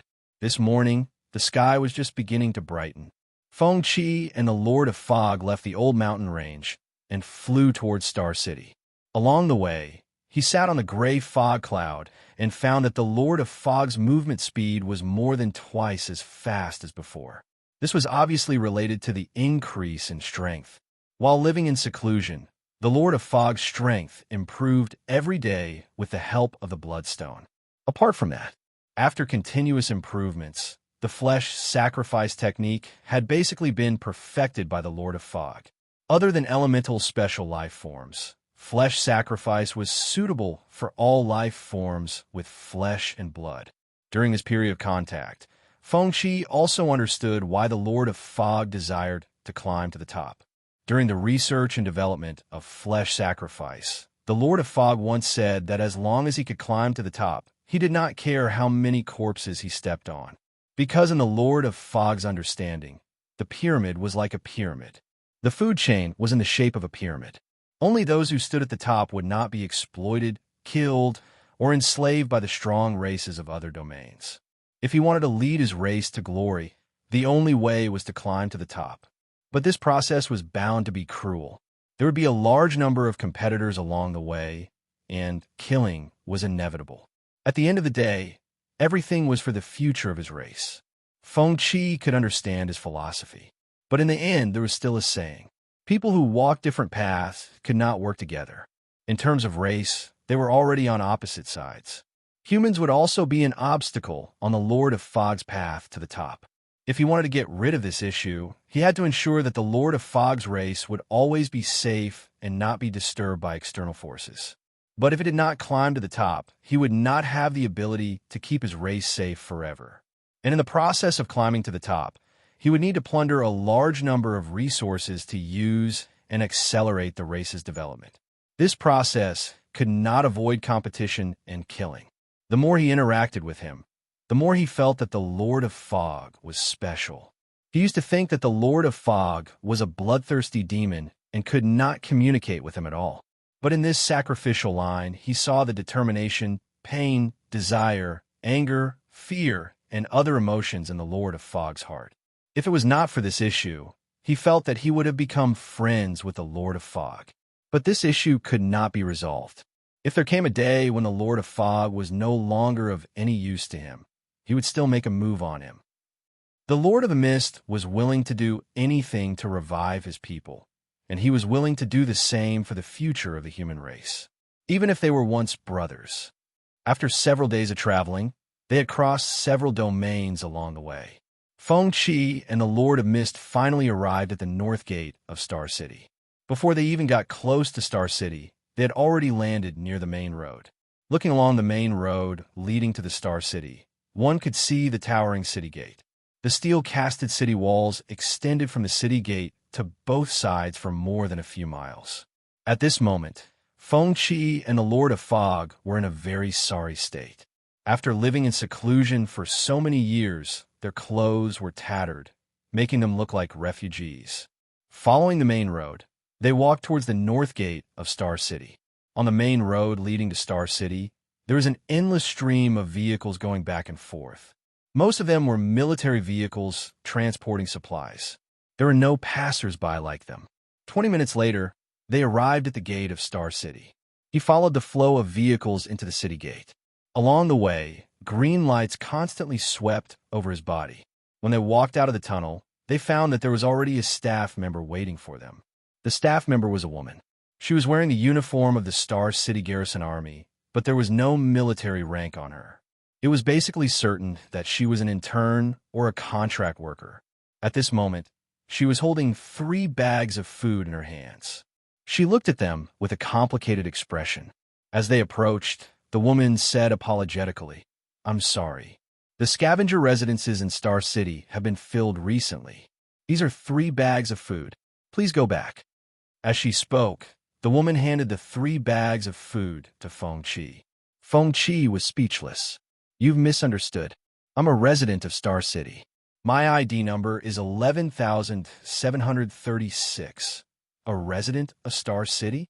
The woman was stunned. She then put down the bags of food and pressed a button on her right wrist. The screen on the metal wrist was instantly activated. After a series of operations, she entered the verification page. After entering the ID number provided by Feng Qi's profile picture taken at Star City University appeared on screen. At this moment, the woman raised her head and looked at Feng Qi. After carefully sizing him up, after careful observation, she said, "I'm really sorry. It's my mistake. But to be on the safe side, you have to follow me for a detailed identity verification to ensure that you're not domain creatures." "Okay." He nodded without hesitation. Then, they followed the woman to the verification room. Another staff member came to receive them and used a device to scan their bodies. Feng Qi was not worried at all. Although he had undergone the demonic dragon rune transformation, his body's data had already been recorded in the Star City database by the Scarlet Institute. As for the Lord of Mist, there was even less of a need to worry. The Lord of Mist possessed Wang Yi's body. He was only the controller. There was no problem in using Wang Yi's identity to go through the verification. In less than half an hour, they were allowed to pass through the verification of their identities. Knowing that he and the Lord of Mist were both recipients of the Outstanding Contribution Award for Humanity, the woman in the city immediately expressed her willingness to send them into the city. Feng Qi and the Lord of Mist did not refuse. After the woman spoke to her colleagues, they got into the woman's car and followed the traffic into Star City. This was Feng Qi's first time entering Star City through the city gate. Through the car window, he noticed that there was a lookout tower every 10 meters along the way. There was a team of fully armed soldiers scanning the traffic back and forth on the lookout tower. The car drove for more than 10 minutes and passed through 3 checkpoints in the tunnel. When the car drove out of the last tunnel and passed by a sign that said Star City North District, their vision suddenly widened. Towering buildings appeared in front of them. Looking into the distance, they could see a cluster of technologically advanced buildings. It was a bustling scene. Everything in front of Feng Qi felt extremely familiar. "Where are you going?" the woman who was driving asked. "Let's get off in front." Feng Qi pointed at the intersection not far away. The woman did not ask further and stopped the car at the intersection. After thanking her, Feng Qi and the Lord of Mist got out of the car. After the woman drove away, the Lord of Mist curiously looked at the backpack on his back. "I noticed something strange. You always carry this backpack wherever you go. What's in it?" "It's an item I left behind before I lost my memory. It might be helpful in finding my clansmen." Hearing this, the Lord of Mist revealed a look of realization. Then he asked, "That's right." Then it asked, "You're more familiar with this place. Lead the way and find a place to stay first. Then we'll discuss the infiltration plan." Hearing this, Feng Qi immediately nodded. Then he led the Lord of Mist to the main street in the north of the city. They had already discussed the general direction of infiltrating the Tiger Soul Institute before coming here. What they lacked now was the deployment of the details. They had chosen to expose their identities before entering the city because of this consideration. Before coming to Star City, they had considered 2 ways to infiltrate the Tiger Soul Institute. First, they could directly infiltrate Star City and secretly find an opportunity to infiltrate the Tiger Soul Institute. If they chose this plan, the beginning was a threshold. They had never come into contact with the researchers of the Tiger Soul Institute. nor did they know the deployment of the Tiger Soul Institute's forces. If they rashly infiltrated and took over the body, it was very likely that they would not be able to return. To be safe, they had to hide in the dark for a long time. Then, they would gather detailed information about the Tiger Soul Institute in Star City before they could officially take action. Second, they could enter Star City with their current identities and find an opportunity to come into contact with the Tiger Soul Institute. There was no risk in this step. Although their identities had been exposed, they had not been exposed to humans. Instead, they had been exposed to some of the domain forces. Their current identities were still useful. Furthermore, they could abandon their current identities at any time.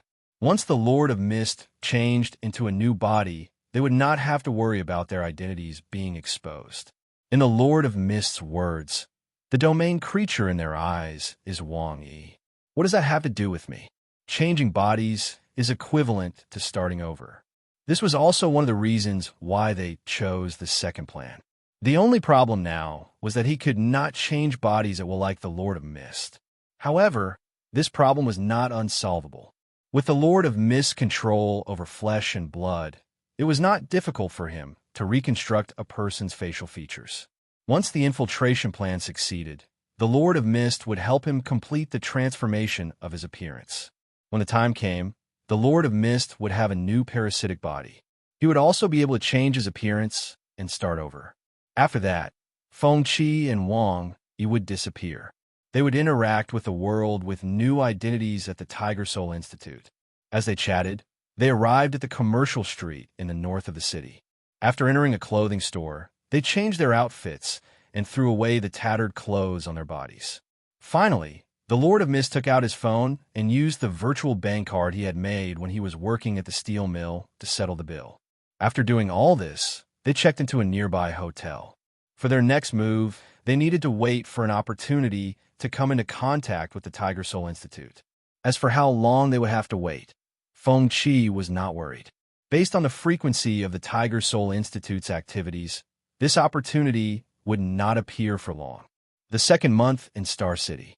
This afternoon, after lunch, Feng Qi lay on his bed, turned on his tablet, and began to browse through the latest news. After browsing for a while, he opened the Tiger Soul Institute's official website, as usual. At this time, a pinned announcement caught his attention. Tiger Soul Institute recruiting, professional ability experimenter, job requirements. Try to cultivate a newly developed ability. Cooperate with the staff to record your physical condition. Note, the ability experimenter's ability has passed the data simulation experiment, animal cultivation experiment, and 3 safety tests. The safety rate has reached 99%. The recruitment requirements are as follows. 1. Have at least 5 years of experience cultivating ability. Have cultivated at least 5 abilities. There is no requirement for the ability's star rating. 2. Have a high physical fitness. Bloodline strength must not be lower than 1580 points. 3. Have a certain level of understanding of cultivation. Examination required. Note, have the basic knowledge of cultivation. Can immediately remedy any errors in the ability's operation. Otherwise, it may cause irreparable damage to the experimenter. 4. Be between 20 to 50 years of age and have no history of serious injuries. Diseases in the body will affect the operation of the ability to cultivate. It may affect the progress of the experiment. 5. Graduates of the ability classes of well-known institutions will be given priority. 6. Retired frontline soldiers or frontline soldiers who are willing to become ability experimenters will be given priority. Also requires basic knowledge of cultivation theory. Recruitment note. Those who meet the above requirements can apply before December 3rd. After the application is approved, the examination time will be arranged separately. Seeing this recruitment announcement, Feng Qi realized that his opportunity had come. Originally, he and the Lord of Fog wanted to make initial contact through the Tiger Soul Institute's activities. For example, the cultivation concept competition, etc. But this time, the Tiger Soul Institute was recruiting ability experimenters. It was obviously easier to get in touch with the internal personnel of the Tiger Soul Institute. In the afternoon, he filled out the application form. After doing all this, he began to wait for the Tiger Soul Institute's notice.